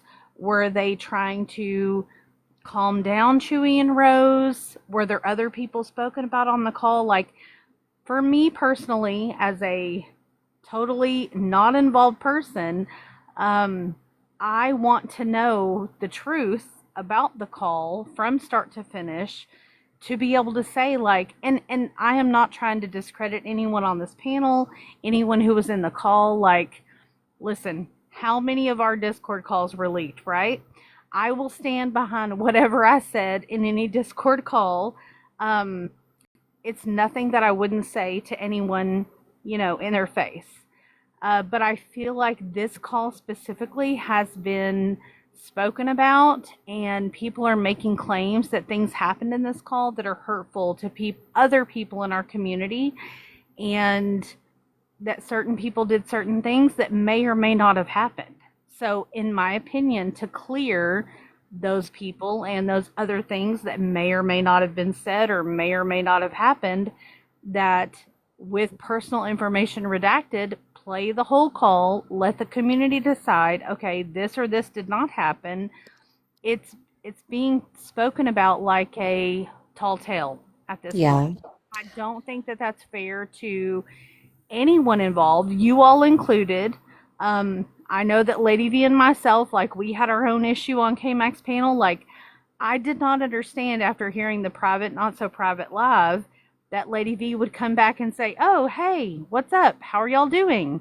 When we had already heard she's a spy for Becca and she did XYZ. Like, right. I'm sorry. Like, I'm not cool with that. Like, I'm not like, okay, yay, awesome. Tell us all the information. I agree. Honestly, when you got on KMAX panel and you went after Lady V, I was still of the same mindset. Like, yeah, fuck Lady V. Like, man, she's a double agent. She played all of us. But then I really paid attention to the details, and I look back, hindsight's 2020. And then again, when Lady V messaged me, I was like, I want to believe you. And I had to put aside my own biases, my own perspective, my version of reality. And I heard her out, and she has shown me the proof. And through our own personal experiences that involved Chewie and Rose, she is being honest. And I was wrong to think that Chewie and Rose were not telling her what to do and how to do it. I see now that I was very wrong. But to releasing the full call, I respect that. And I understand absolutely. I've been hearing the same things through the community, that certain people were spoken of and how damaging and re-traumatizing just the unknown of what was said on the call has been. I'm so sorry that these people have been re-traumatized and had to, bring up their defenses again. Was anybody else spoken about? Was anything like that spoken about? I think I know what you're referring to. So, that's not my place to tell. Okay. All right. I'll be honest. What I'm concerned about, Crystal, and I have not heard it, and I want to hear it as well. But what I'm concerned about is there's so much I think that would need to be redacted just from hearing what is all on there. Like I said, apparently he goes into his childhood trauma. I think there was something that happened. There was like some sort of medical issue that happened while you guys were on the phone, if I remember correctly. So all of that needs to be redacted. Then what happens if you only end up with 3 or 4 hours? People are still going to say that those extra hours, something else must have happened in it. You know what I mean? Like, there's always going to be that question about, and he's already saying, I don't know if you heard, Crystal, I played the clip earlier. Is saying that they pieced that together. Yeah. Already he's saying that. Salz heard the unredacted clip and then was sent the clip redacted. Right. That was not piecemealed together. That was one solid audio clip. Is there a way to verify that? Like, if I mean, and I'm fine with it. I obviously hold, like, I mean, you guys would have to be okay with it, but I hold no ill will about whatever was said in it. But I wonder if there's a way, if you guys could if we could put that part out unredacted. Is there like a program you could put it in to like prove that it wasn't spliced together? I don't know. I don't know. What I will say is the part that we heard, I didn't feel like the redactions were obvious, right? Like you could tell the redactions that you guys made were of Sal's personal information. I don't want anyone's personal information out, including Rose or Chewy. Like, I'm not trying to say that, oh, don't like put out the whole call, forget everything. Like, I don't want that. It's happened to me. I don't want it for anyone else. The thing is that there's been so many speculations and claims made about this call that at this point it's like, okay, well, did XYZ happen? Did so and so do this or not do this? And look, I get it. Like, we're never going to get every single person on that call on a panel to admit what they said or didn't say, right? Right. And I don't expect that. But as far as you want to talk about transparency for the community, like, say, like, hey, here's all the personal information redacted. If people have an issue with that, that's their issue, in my opinion. The clip that Sal's played was enough for me to be like, okay, this person is crazy. This person is not mentally stable. They have issues. But it was literally a very small clip. And since that clip has been released, there are other people saying, well, it was basically not, I'm not even saying that it was twisted, but they're saying that, oh, well, in the beginning of the call, so-and-so hyped them up and had them talk about Salz. And so-and-so did this and so-and-so did that. And then other people were spoken about in the call for X amount of time. So I think for the community to say, like, okay, we're going to redact all personal information of anyone involved, play the entire call that we have, I truly think that would be best for everyone to put it to bed and say, okay, here, total transparency, here's what we have. And Lady V, I mean no disrespect when I say this, like when you jumped on K-Mac's panel and were like, hey, what's up? It's totally fine. Like, hey, it's cool. I was like, why is everyone acting like this is cool? Like, this person said in a live that was supposed to be private, not so private, that she was a mole for everyone and working behind the scenes against everyone. Like, I'm sorry. I don't, as much as people think the whole everyone on the pro side and the FBI is, doing all this shady shit. Well, it's coming out that, like, we're not the shady ones. Yes. And yeah. we're not doing the shady shit, but other people are doing shady shit, but it's protected. And I don't like that. And again, I don't mean any disrespect, but like... Well, I will say this. I have shown some things to 2 people on this panel and a few other people. And I could 100% put everything out there, and I can promise you that when it does come out, I think eyes will be opened, and I can understand and respect your feelings, and I am more than willing to have private conversations, but I have already apologized for absolutely everything, and I have not spoken about everything, and I will. And when it comes right down to it, I didn't mean to pop in any way, shape, or form in any manner of disrespect.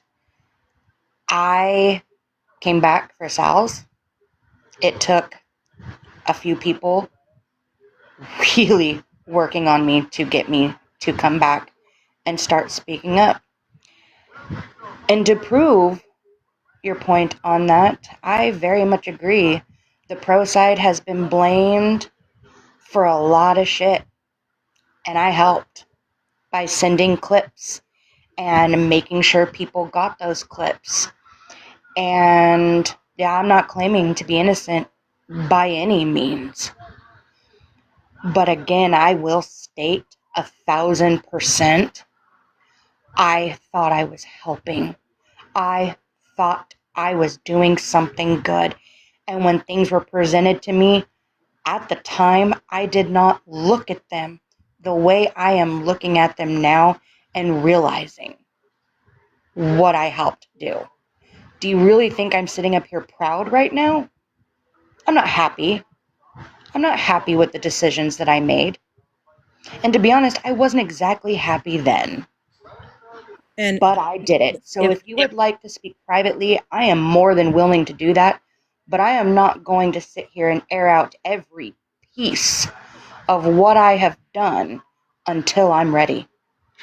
and what if I could just add one thing to what Double Standards was saying, I agree. Extraordinary claims require extraordinary proof. I 100% support the full call being released. But I believe that we are going to have, at least 3-4 days of behind the scenes work. It's going to be a group effort of Salz, me, V, anyone who was on that call who is still wanting to be on the right side, doing the right thing. I suggest you come forward now. Yeah. Well, and it involves so many people. What if you put it out and then you don't realize, and I'm just playing devil's advocate because I want to hear it, guys. I want everybody to hear it. Well, but what here's if you the put thing, something like, out that somebody is going to be upset about? And we not really only that, guys, remember all of the girls have come forward and every single one of them, including Susie that still supports Chewy and Rose, say that that phone call was to talk him down. They have all said that it was not hyping him up. It was not luring him into, doing this stuff. All of the girls have said that that is not what the phone call was about. Again, I understand not hearing it yourself, not believing that. I just think if you redact as much as of the personal information as you are going to, it's still going to be left up to there was time missed and who knows what happened at that time. That's just my opinion.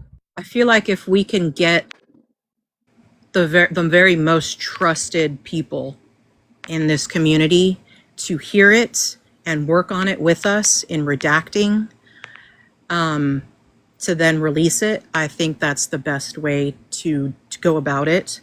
I know I, for one, would love for Sheena to be a part of that effort. Double Standards, I would love for you to be a part of it as well.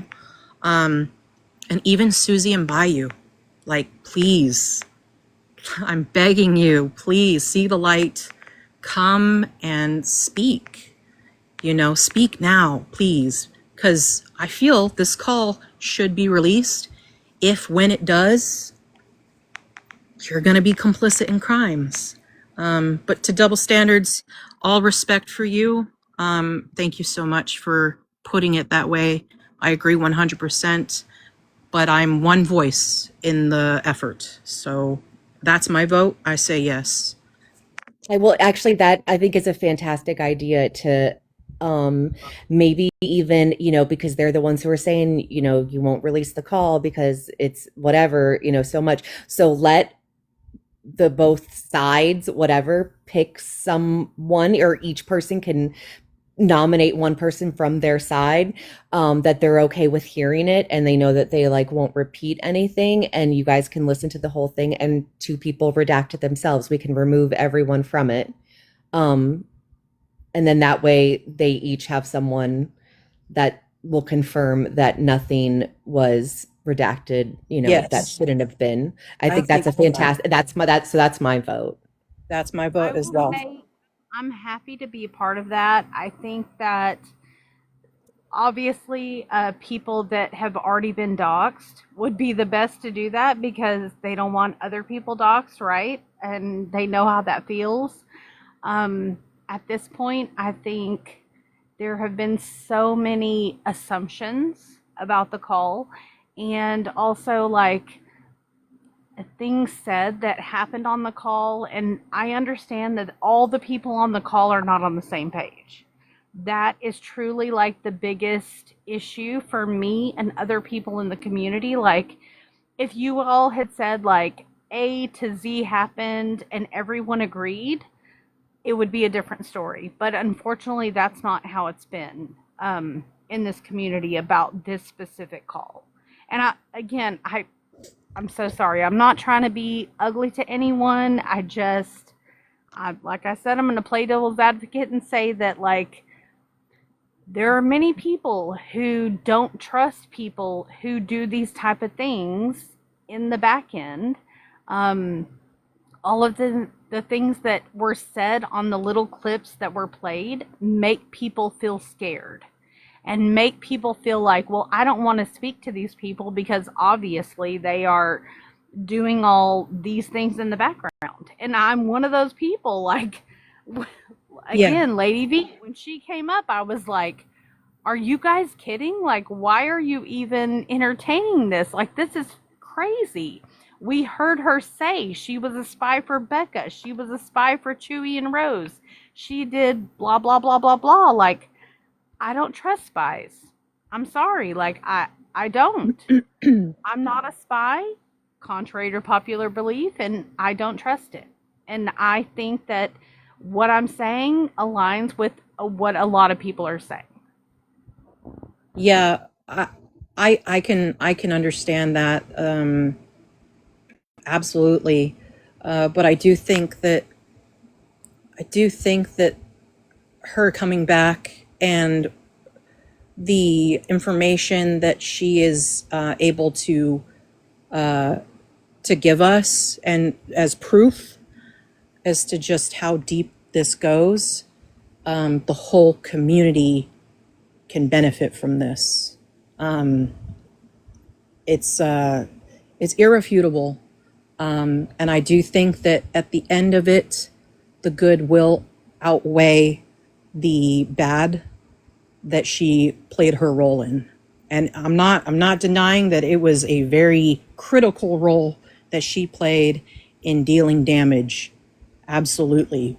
But all I can say is I've seen it, and the good that she can do to really unite this community and to come to an understanding of how deep this all goes and who it leads back to.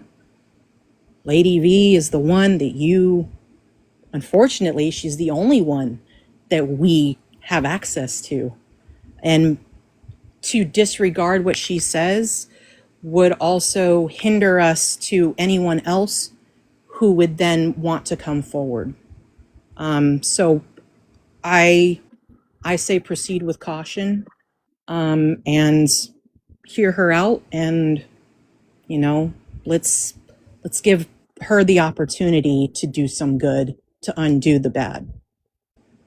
Sorry, I rambled. No, I never meant to disregard her. It wasn't that. It was the flippant and nonchalant attitude that she came up with.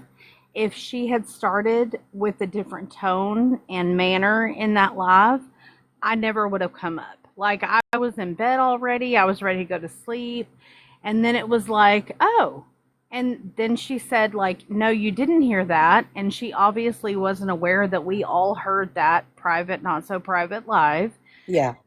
The thing is, for me, is, again, transparency, right? Like, we got drug over the coals for a Discord call about copyright issues and how it affected everyone in the community and how people were being talked about and the things that we've been accused of, and none of it adds up. So for me, this whole call, and again, even for Salz, like, I think everyone in the community would benefit from hearing it from beginning to end, all personal information about anyone involved redacted. Mm-hmm. That was my only complaint about the Discord calls that Becca got. And she first showed people's comments and their Discord pictures and names. And I was like, this is not journalism. Like, you don't just put people out there and leave them to the wild. Like, say what you want to say, include what you want to include, but protect people's personal identities, right? Yes. I'm not trying to do that for anybody, even Lady V. I don't want anybody to be attacked in real life.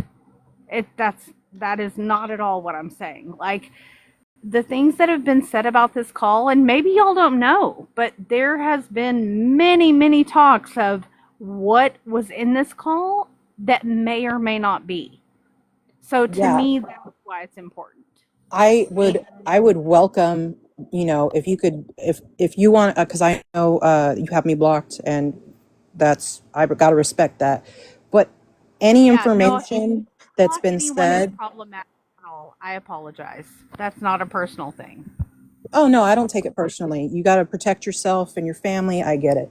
But if you have anything that you feel I need to be made aware of that I can help answer, please, sorry to Volin told you what to do here, Salz, but please forward it to Salz and she can forward it to me. And if I'm able to answer it, I will readily answer what I can confidently state as my truth, it's fact. And that also goes for, what I may not even be aware of what's been said about the call. Knowledge is power. So please educate me. Send me the information of what's been said, who it's been said about. And, I need a good foundation of what it is we need to expect to set right.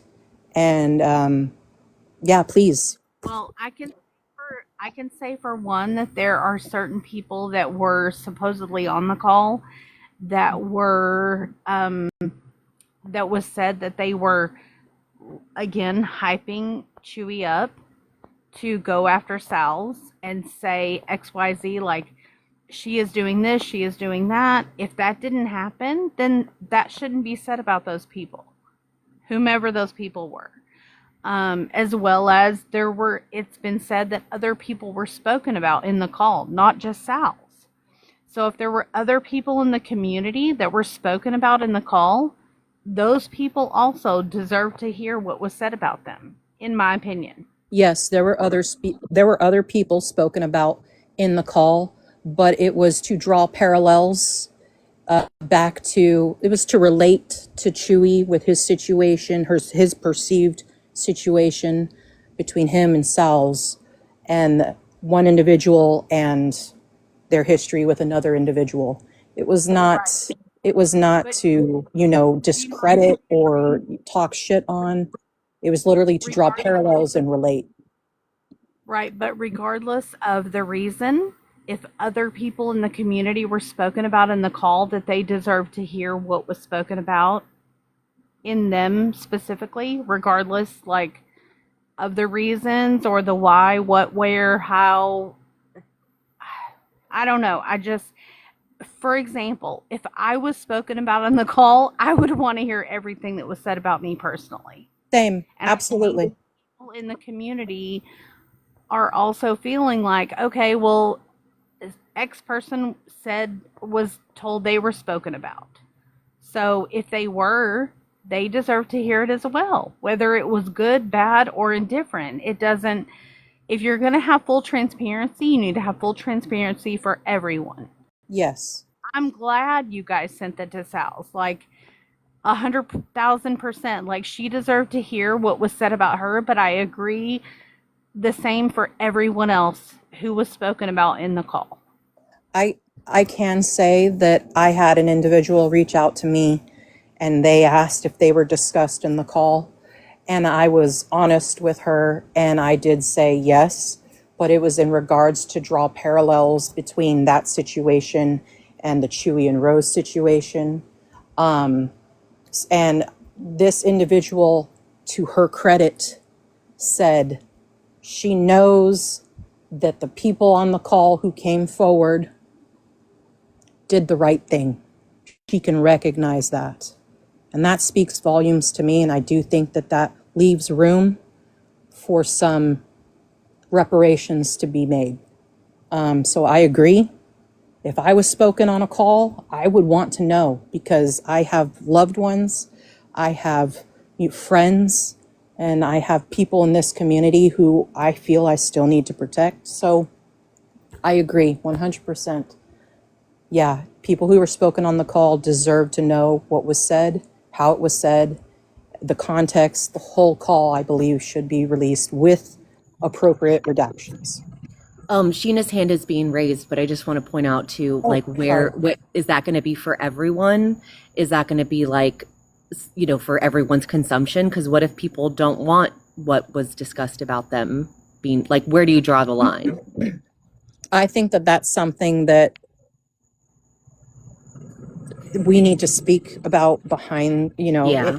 in confidence, because again, people's safety is at hand, so I think there has to be nuance in how we handle it, and what's agreed upon to be released. But I do think that I would feel comfortable if Sheena were to hear the call in its entirety, unredacted, and then to help advise on how to redact. But again, I don't want to volunteer people's services. It's just I respect Sheena's wisdom and advice above shit. She's like top tier in this community in my eyes. So I think we should speak about this privately, but that's not to say that I'm discrediting your concerns, Salz. I also can recognize the safety issues behind that too. Yeah. Oh, Becky. That anybody that was spoken about on the call should be made aware before it was released. And if they want their entire part redacted, I think that's acceptable. If it were me personally and someone was speaking on me, obviously identifying information, name, location, things like that should obviously be redacted. But if this is as bad as you all say, everyone involved should be aware. I'm concerned for Salz. I'm concerned for anyone else that are in these people's targets. And that is my concern. And I know Sheena wants to talk, so I will mute so she can talk.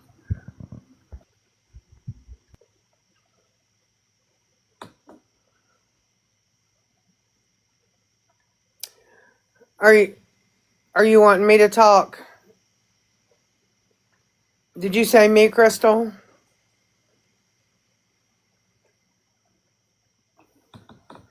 Yes, Sheena, go ahead and talk. Hold on, I lost captions. Okay. I think you said me, Crystal. Okay, bear in mind that I cannot hear myself speak, so if you need to speak, just say my name and I'll read it in my captions. But here's where I come from on it. Some of what Crystal says I completely agree with, some I don't. And I'll tell you why. I see both sides of this coin. I think in this phone call, there were some people in the phone call, and you're friends with Chewy and Rose at that point, and you're probably, I don't know what's the word, supporting or going along with or whatever, and you may not want people to hear that, but I'm with Crystal on this. Whatever I say, I'll say it full chest. I'm not afraid to make somebody mad or upset. I'm just not. So for full disclosure, I think, yeah, the whole thing should be played. On the other hand, if I don't care like if it were me you're talking about, for example, in the phone call, I don't care what you say about me. I could care less unless I'm being threatened in some way like Sal's was, then that's different. Yeah, I should definitely know that. But I think the bottom line is what part was played, and I did hear that what was played was the worst parts. That is a fluid conversation. It was very fluid. You can tell it wasn't pieced together. You can get out of that, try to get out of that any way you want. Even if you piece those pieces together, it was still awful and horrible to say that about Sal's. And, like Lady V has said to me, I said some fucked up shit. I did some fucked up shit. I'm sorry about that.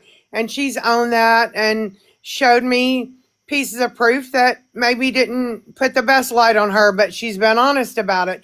And I think if you want to play the whole phone call for everyone to hear, if you did say things about Sal's that weren't kind, I think she would understand that at that point, you guys weren't friends. You were friends with Chewy and Rose. Yeah, you're going to talk shit, and it just is what it is. And I think Sal's is woman enough to look beyond that. But I also think what I keep in mind is no matter what was said, the right thing was done in the end. And the people in that phone call came forward to Sal's because they needed to. Sal's needed to know about that. I mean, it still kind of chills me thinking about that phone call because those threats are not they're not to be taken lightly. I'll just put it that way. So I see both sides of the coin. Yeah, the community wants to hear the entire phone call. I can see why people in that phone call don't want it to be heard. But I think as long as the people that were threatened are aware of the threats that were made against them, that is the most important part. But Elena, if you want me to listen to it, I'm willing to do that and tell you what I think. If it's just a bunch of shit talking, I don't really care, for personally. But if it's threats and, things like that, then yeah, that person needs to know, you know. But in the end, no matter who was involved in that phone call, I'm just glad the right thing was done and Sal's was able to find that out so that she could protect herself.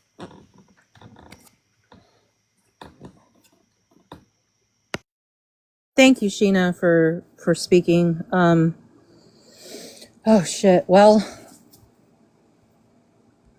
I'm going to be honest. It's up in the air as to whether or not the call still I think exists. too, like you have to think.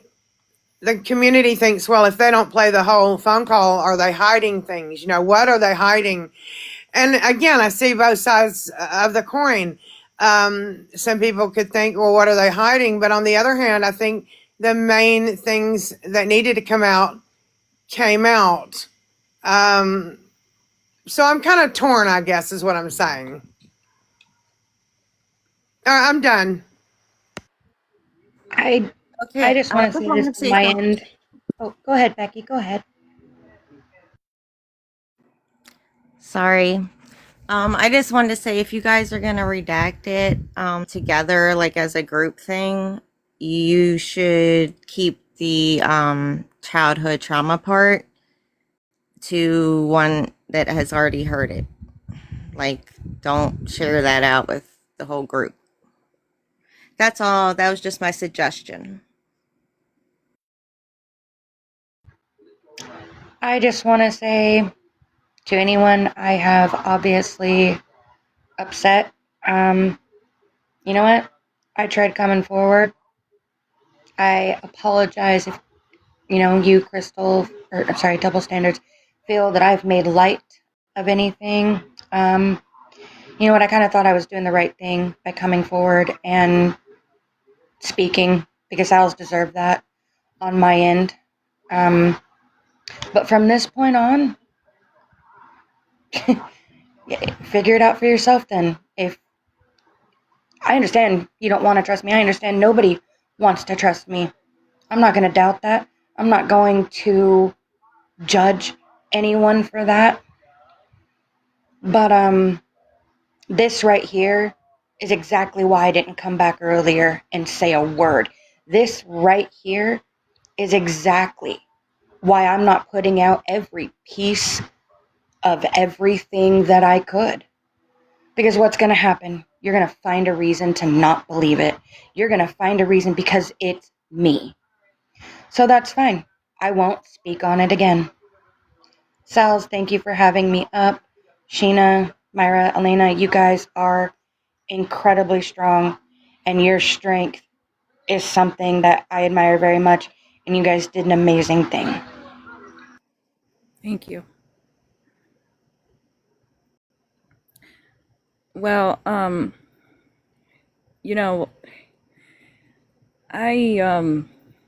be honest, I did talk to my local police about this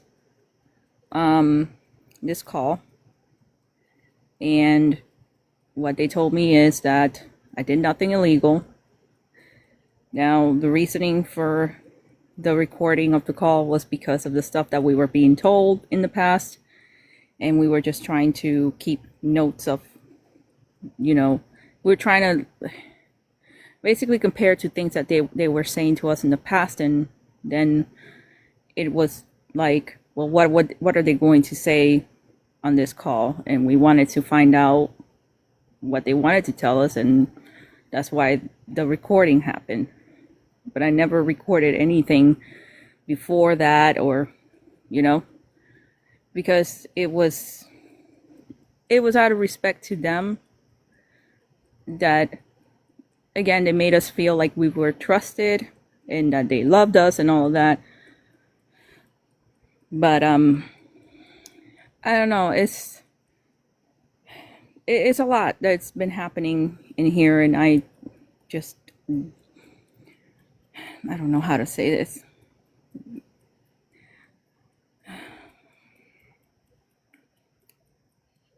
I'm sorry.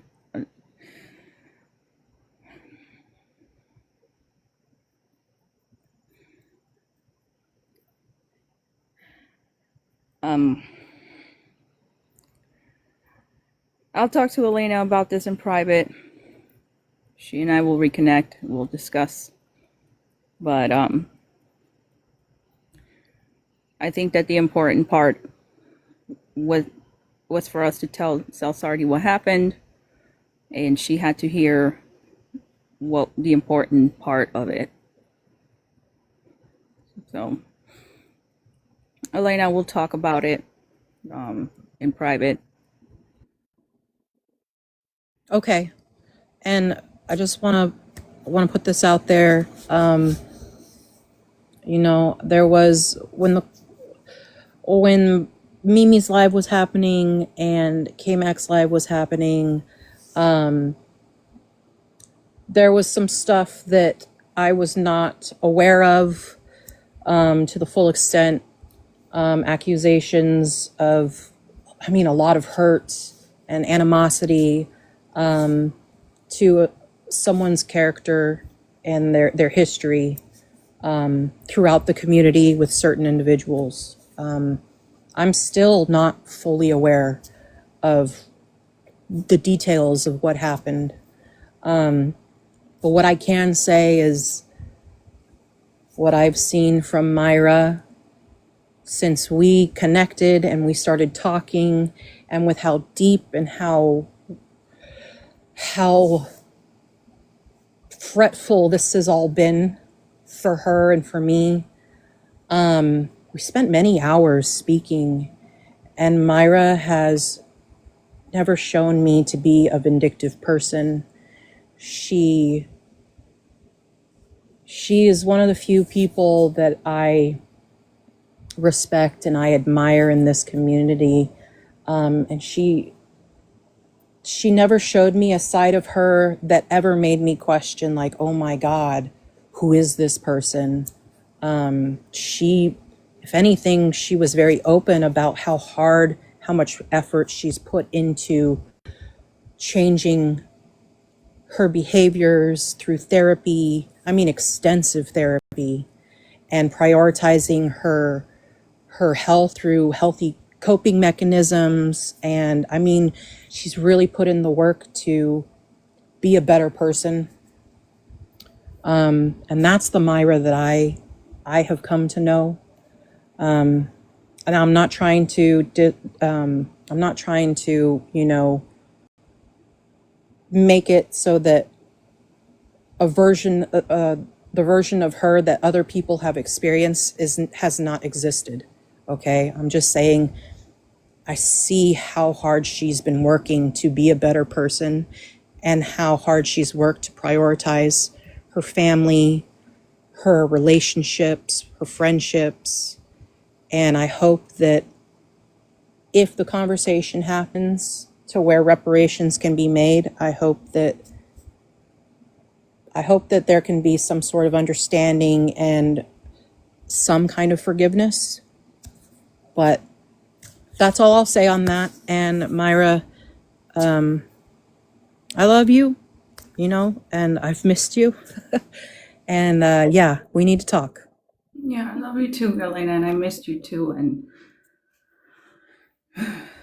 It's just, for me, it's like people, was I messy last year? Yes, I was. I was very messy.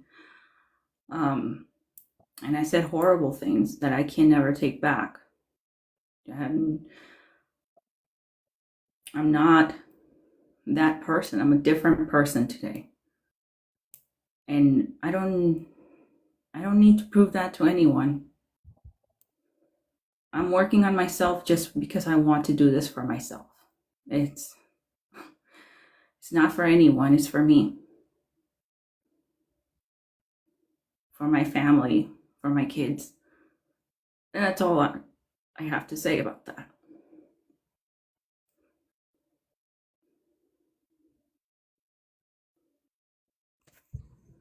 Yeah, I understand there's a lot of emotion here, and it's you guys got to remember that, these ladies were all very close. They were all very close with, Chewie and Rose. There's a bond there that has been broken over all of this between a lot of them, a lot of them don't, most of them don't speak to each other anymore, like the girls. And it's that, like I said, that's why I'm kind of concerned, because even with their, strained relationship, all of those girls have said that what happened on that phone call, they have all said that it was not them gassing him up. It was not any of that. And still people question it. And I get that. Believe me, I haven't heard it. I don't have it. I want to hear it, but I also don't want to hear about somebody's childhood trauma. Like, I don't no, that's not something that I want to hear. But the only way that it's going to be proven that the entirety is going to be played and nothing's going to be, taken out that needs to be played is somebody's going to have to hear that.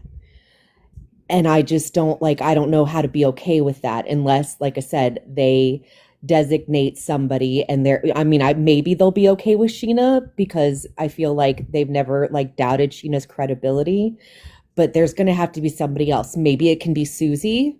And they can agree, it's going to, and then to ask that of people, to go through a 7-hour phone call. But if they're willing to, and then they can decide together which parts to leave in and which parts to take out. Again, I don't give a shit if, you're on there talking about your fucking political views. I volunteer. What's that?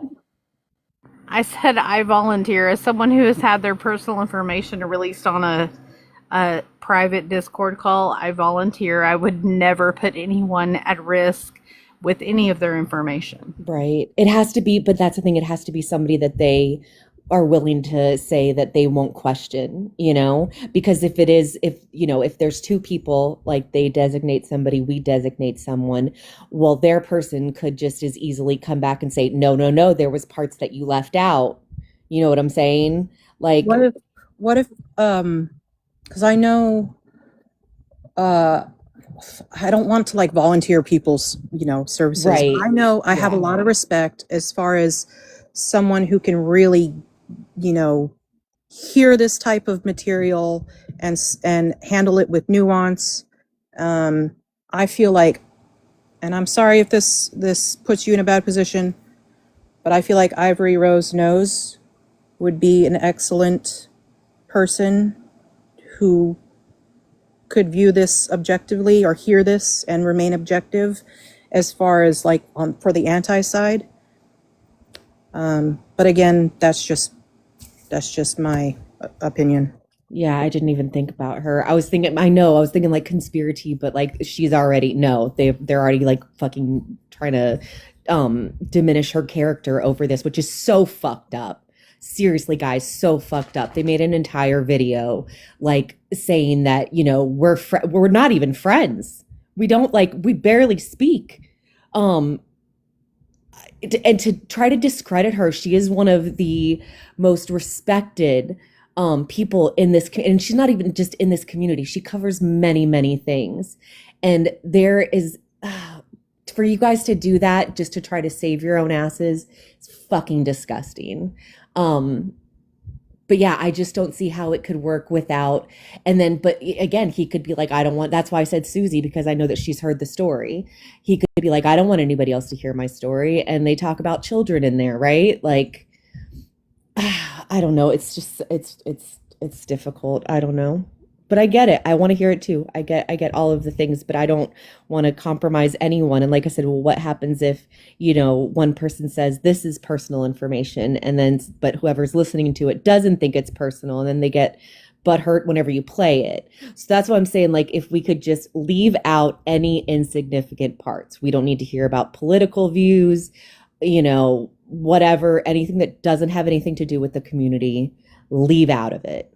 That's, like I said, that's my vote. Have two people come together that both sides will trust. And I don't know. But again, there's so many different people involved in this. I can't say what will happen. I won't take offense. I would say choose someone who has had all of that information released about themselves, and that's why I volunteered. Because including my children have been spoken about on this app. Every single part of my life has been put on this app for people to talk about and judge. So that's why I offered. But I will not take offense if it's not me. It's totally fine. Crystal, now that you said, I didn't even think about my fucking information's in there. Like, I didn't even think about that. So whoever's going to hear that, and I totally trust you. I've already sent my shit to Sheena. She has everything. But yeah, so I have to be careful too, because whoever's going to hear that is going to hear all my shit too. This is so stupid. I mean, I've been doxxed, Or we whatever. provide it to the police, a police report is filed, and we show the documentation for that, and we let the police handle it. I'm fine. Yeah, I'm fine with that too. I'm Totally fine with that too. Yeah. I agree with the police thing, honestly. That way nobody's information gets out any more than it already is. Yeah, because you can have the best of intentions and bring, the most trusted people from the community in to listen to this and try and maintain some sort of objectivity. But ultimately, it's human nature. You have bias. You can't unwrite that from your psychology. So not to say that, that won't happen. I do still think that we can benefit from having the people who were spoken on listen to what was said about them. But I do think put it to the police, get a police report, show that as proof to the community, and then what happens, happens. Yeah, I think that would be better to protect everybody involved, honestly, and protect the private information that's in that call. I'm not sure what's all in it, but from what y'all are saying, I think that would be a better idea, honestly. It'd be a safer idea. Well, here we are.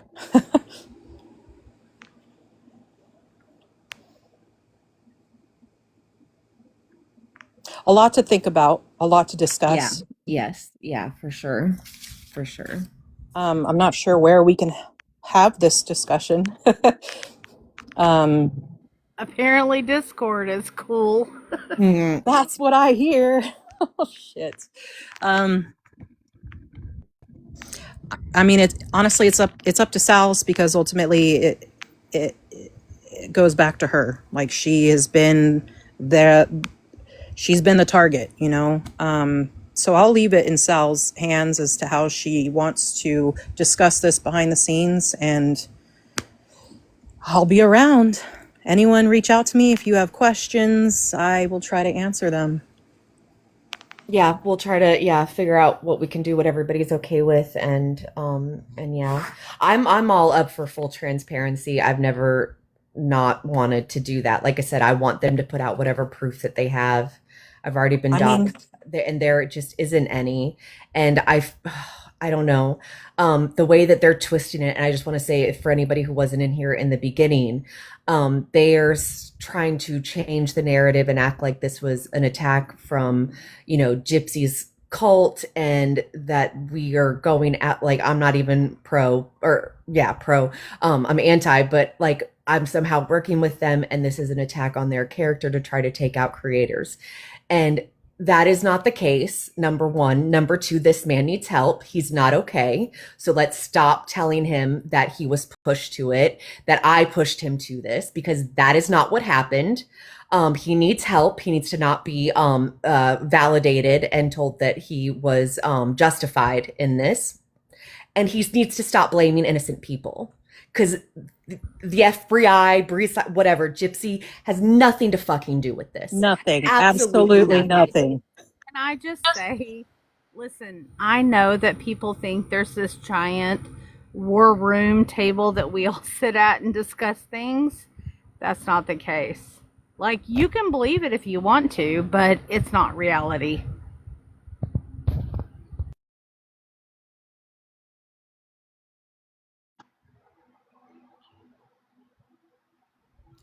As far as I understand, and Elena, you guys may be able to answer this better, but she's asking, is there, besides the physical threats that we've obviously already heard, is there anything else in the call that's criminal or you would consider criminal?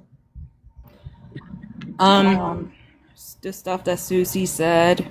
Yeah, and I would say, Susie, if we end up having to go to the police and provide them with this, please, you need to speak.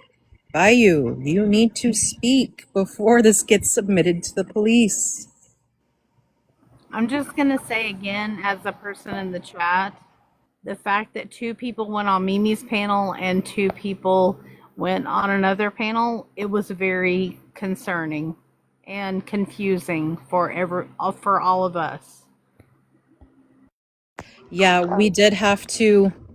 We reached a point after we listened back on the call and we heard what was said.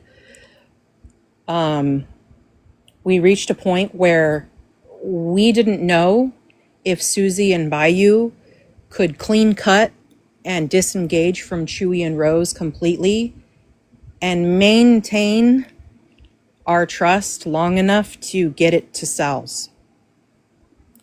As it was, it took me days to think about this. It took, like, me, Myra Peachy, we discussed it at length, the pros, the cons, and ultimately we had to do what we had to do, and we couldn't guarantee that Susie and Bayou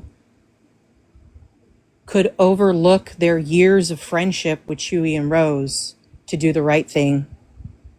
So we had to keep them in the dark, and rightfully so, because come to find out, Bayou knew a lot of stuff that she lied to us about, and Susie is still supporting them. So I think we made the right call, and I think that's what led to them going up on Mimi's panel. They wanted to get ahead of it. Yeah. And then we got up on K-Mac's panel because I want to make it clear. I thought I made it clear on K-Mac's panel, but I'll do it again here. I was the one who asked Myra to record the call because we had had private lives prior in which Chewy said things regarding us warning him about Lady V. And he says, yeah, we know, but we don't trust her, but she's working to get close to Sal's on our behalf so we can take it legal. Chewy I don't think he remembers telling us that. And then when Lady V was exposed, of course, we didn't give her any missions. And I regretted not recording that live when we warned him about Lady V, and he said that. So I knew from that point forward, I needed to start to document stuff. In addition to that, when Salz went on Sheena's panel, I don't remember the date of it, but she was saying how people are being sent to her rental property. Solicitors are being sent to her rental property. I said, oh, fuck, this is gone. Sorry for cussing. I said, this is gone real life now. Now we have to document. So when the Booty Bandit clip happened, I put it to my story. I figured Chewy and Rose were going to reach out to us. And sure as shit, they did. So I got on call with Myra and Peachy ahead of bringing in Susie and Bayou for the scheduled call. And we all agreed, and I asked, please record the call. Now, the nickname that we had for Myra in our group chat. We call her 2 terabyte Myra. No one else had the space to record it. Not me, not Peachy. So the only person who could record it was Myra. I asked her to do it. She agreed. We were covering our asses because at this point it had gone real life. They were lying to us. I was talking to Salz, and Salz was revealing a lot of stuff that they said they didn't do, or they denied doing. The dog picture and all that stuff, the Florida story. So yes, we entered into the call, me, Peachy, Myra, in agreement that it was going to be recorded. And then I had to work so hard to secure our anonymity, our protection through Salz, to then convince us to be able to give the call, the clip, to Salz. So I can understand why Susie and Bayou felt betrayed. They felt like we manipulated them. But we couldn't risk Sal's life. I cannot impress upon you how dangerous Chewy is. Okay? And I know the call hasn't been released. Please just take my word for whatever it is. Hearing him on that playback was terrifying. Because again, I wasn't on the call when he confessed all that shit. So when I heard that, the hairs on the back of my neck stood up. And I said, okay, ladies, now it's time. We got to move. So we did what we had to do. We kept Susie Bayou in the dark because we couldn't guarantee that they would keep their mouths shut, that they would be able to disengage fully from Chewy and Rose. We kept them in the dark. We gave the clip to Sal's and we moved. So yeah, they went to Mimi's panel. I don't know why they went to Mimi, of all people. And we went to K-Max. And that's how it played out. Yeah, I agree. Go to the police. Absolutely. Absolutely. But Well, it's Sal's. It's Sal's call to make with that. yeah, I already went to the police on my end and I explained what was being said towards the end of the call, and they told me nothing they can do because the one that would have to do it will be Sal's. And they said to me that I did the right thing by letting her know and giving her that clip. And to explain things further, again, whether I'm believed or not, I kind of don't care at this point. I had been letting Sal's know for a bit what was going on and what I'd been asked to do. If you guys think the danger in that phone call is the only part to this, there is so much more. And Marley, you can keep ugging me and you don't trust me and you don't like me. I don't care anymore. I don't care. So keep your snide comments to your damn self. All right, okay, all right. No fighting, no fighting. Lady, It's listen, do you But when it understand? comes down to it, Listen, yeah, I understand. You're not going to believe me. I get that. no, Thank you, double standard. I didn't I say, get it, I okay? didn't say You've that gone at after me all. enough.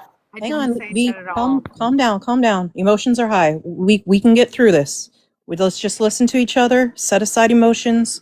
We got this.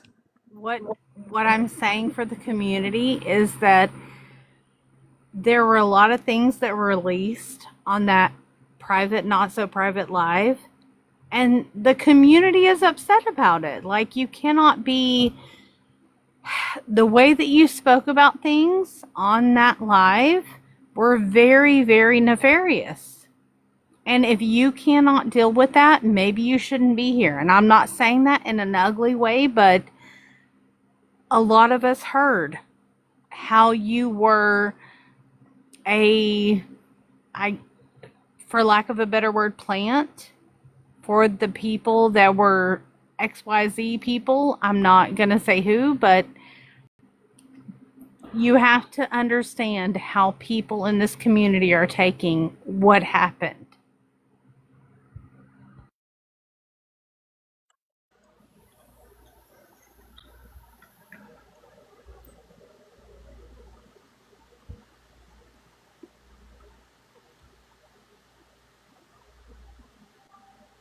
Yeah, Lady V, I understand where you're coming from. I really do. Like, I for 4 or 5 months, I was called every single day a liar, every single day.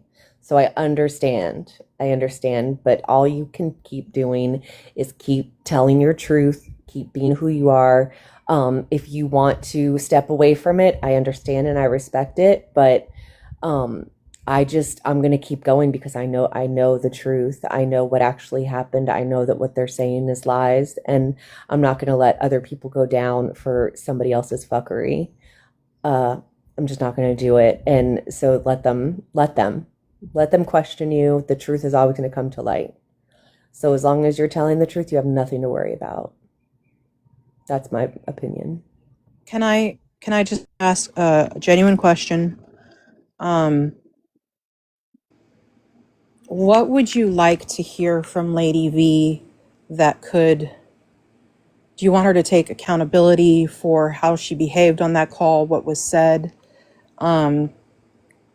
Because I know I've seen the proof. We've spoken at length. And again, I was at odds with her. Like, I wanted to take her down. I thought she was a double agent for Becca. And I mean, when I heard that call, I was like, oh my God. But it was Chewy's reaction that I was like, oh shit. And I told Salz, I said, if you can get Lady V to roll on Chewy and Rose, you're gonna have all your proof right there.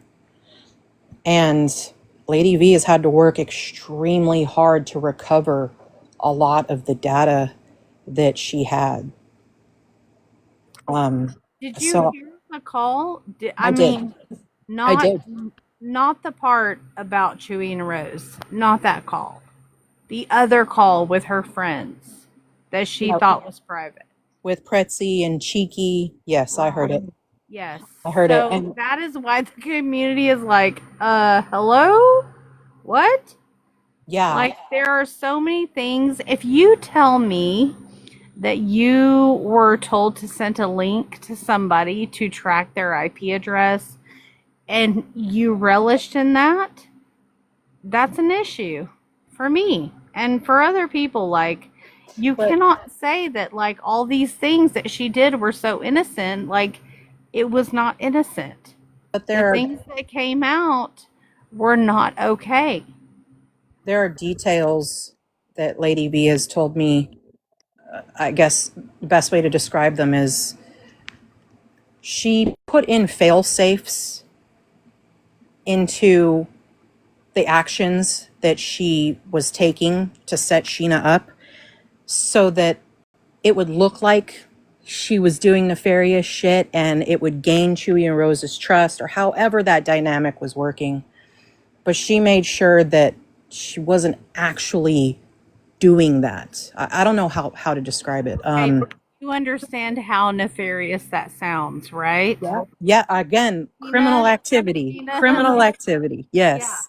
exactly. Yes. So please don't be surprised and don't be upset that people are like, no, we don't accept this, because I don't personally. Yeah. Yeah. I understand people's inherent distrust because we all heard the call. It was not good. I mean, it was very, very bad. Again, I can't promise. I can't promise anything. And this may come to bite all of us in the ass. But what I've seen as what Lady V has shown me as proof. I mean, if you guys don't want to ever hear from her on a panel again regarding this stuff, I think that she can get down with that. But I do think that she still needs to feel like she's in a safe enough space. And if it ends up being just behind the scenes, I hope that I can provide that to her, and anyone else who has seen the proof can provide that to her, continue to keep that safe space for her, because the stuff that she has is detrimental. No one else has it. I understand that, but if you listen to that entire live from beginning to end, she was very flippant and like Oh, yeah, whatever. Okay. Yeah. Who cares? It was not presented how you're presenting it right now. No disrespect, Lady V, but like the whole thing, you coming back, you were like, oh, I was on a call. What? Oh. It, no. Well, she's in the call. She's not lying. She was really fucking good at what she was doing. So good, in fact, that fuck, I can't say it, but so good, in fact, that we need her. That's all I can say. She was so good at what she was doing Okay, that but that's horrible. I know. That's I not know okay. it's I'm horrible. sorry. I'm just going to speak for everyone and say it's not okay.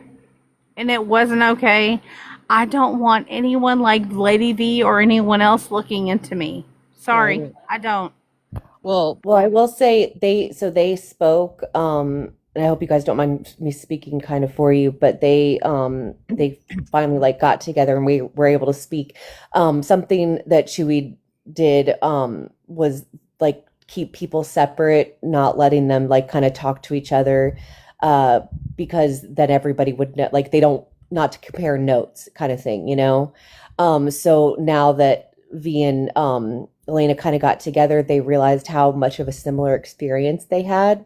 So that's why they wanted to come out and just kind of, you know, explain the manipulation that they were under. Now, I'm not saying that that excuses any behavior that was done, but maybe it'll help to like understand more, understand like the way that they would talk and like, you know, say, you know, she's doing all this stuff and we're so terrified and she's coming after our family, and would like make them paranoid for them and make them feel like that they had to do this to protect their friends and their friends' family. And that can be like a lot of guilt, especially whenever it's somebody that you really care about. Like imagine if Bree was telling you that, you know, I mean, not, she would never would, but you know what I'm saying? Like you would want to do everything that you could to like help that person. So I'm not excusing it, but I'm just saying that's kind of what I've been hearing from them. And they've been comparing, you know, their experiences and realizing just how much they were manipulated by these people. And for what? And For what?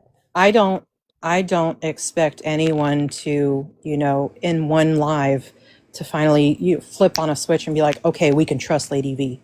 No, if anything, trust your gut, proceed with caution, you know, and don't fully trust people online. Like you can't. You have to protect yourself. You have to keep your priorities straight. So I don't expect anyone to be like, absolutely, Lady V is a pillar of truth and virtue. We can trust her. I'm not asking that. I don't expect it. I think it's healthy to remain guarded and suspicious of everyone involved, including me. I that's the smart way to do it. And I think over time, like, this is not something that can be, you know, forgiven in a couple of lives. You know, it takes, you know, establishing a baseline and a pattern, a history over time to be able to earn people's trust and their forgiveness. And I feel like Lady V is willing to put in that work. And she's also willing to subject herself to people's scrutiny. And I think I can respect that. And I would like to support her as best I can because of because of the conversations we've had and how contrite she is and how broken of a person she was doing all of that. Okay, I'll stop preaching at you. I'm sorry, guys. Well, I think for me, one thing that stood out to me were the call logs that I got. I mean, Chewy and Rose were, and Mimi too, were calling Lady V like, God, they were on the phone more than they were not. And her husband too, they were involving her husband in it. And I'm looking at these call logs thinking, good Lord, do these people not ever eat or sleep or or anything, and I don't think anyone's saying, Lady V's innocent, because she said to me, yeah, I said and I did some fuckery. I did. But here's what I have. And it didn't paint her in a great light either, but I'm glad she came forward with the truth and showed me the proof, So it's kind of like a double-edged sword there, And I think what she was afraid of is exactly what happened. Mimi just full doxed her and her family, and she was afraid that would happen. Probably knew it would happen, and it did happen. And it's sick behavior that this community lets slide. It's not okay to put someone's child up, their 15-year-old child up. It's not okay to do that. If you got a problem with somebody, that's one thing, but to put their child up, no. Mimi did that, people. Yeah. That's not okay at all. Not okay. Mimi's always rode hard for Chewy and Rose. And that's why I think the two went to her, was because they knew that, and they knew that she would fight for them.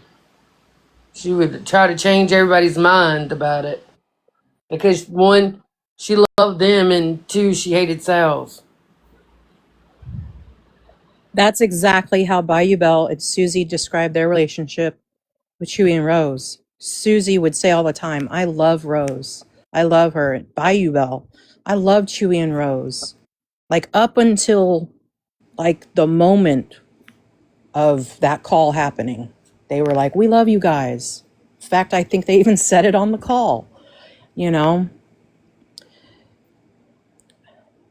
It's brainwashing. But They. that's not okay either.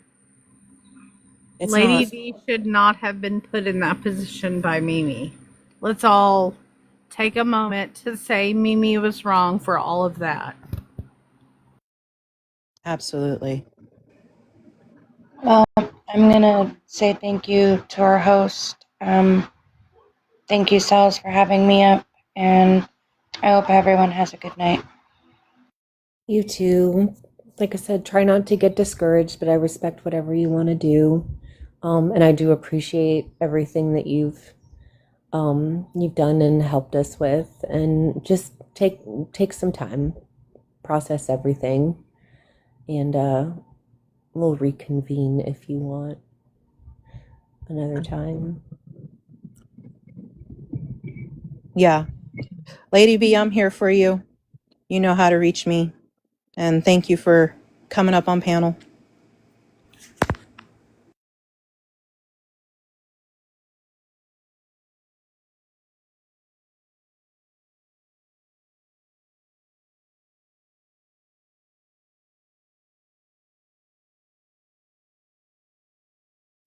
Was there anything else? Because it's late.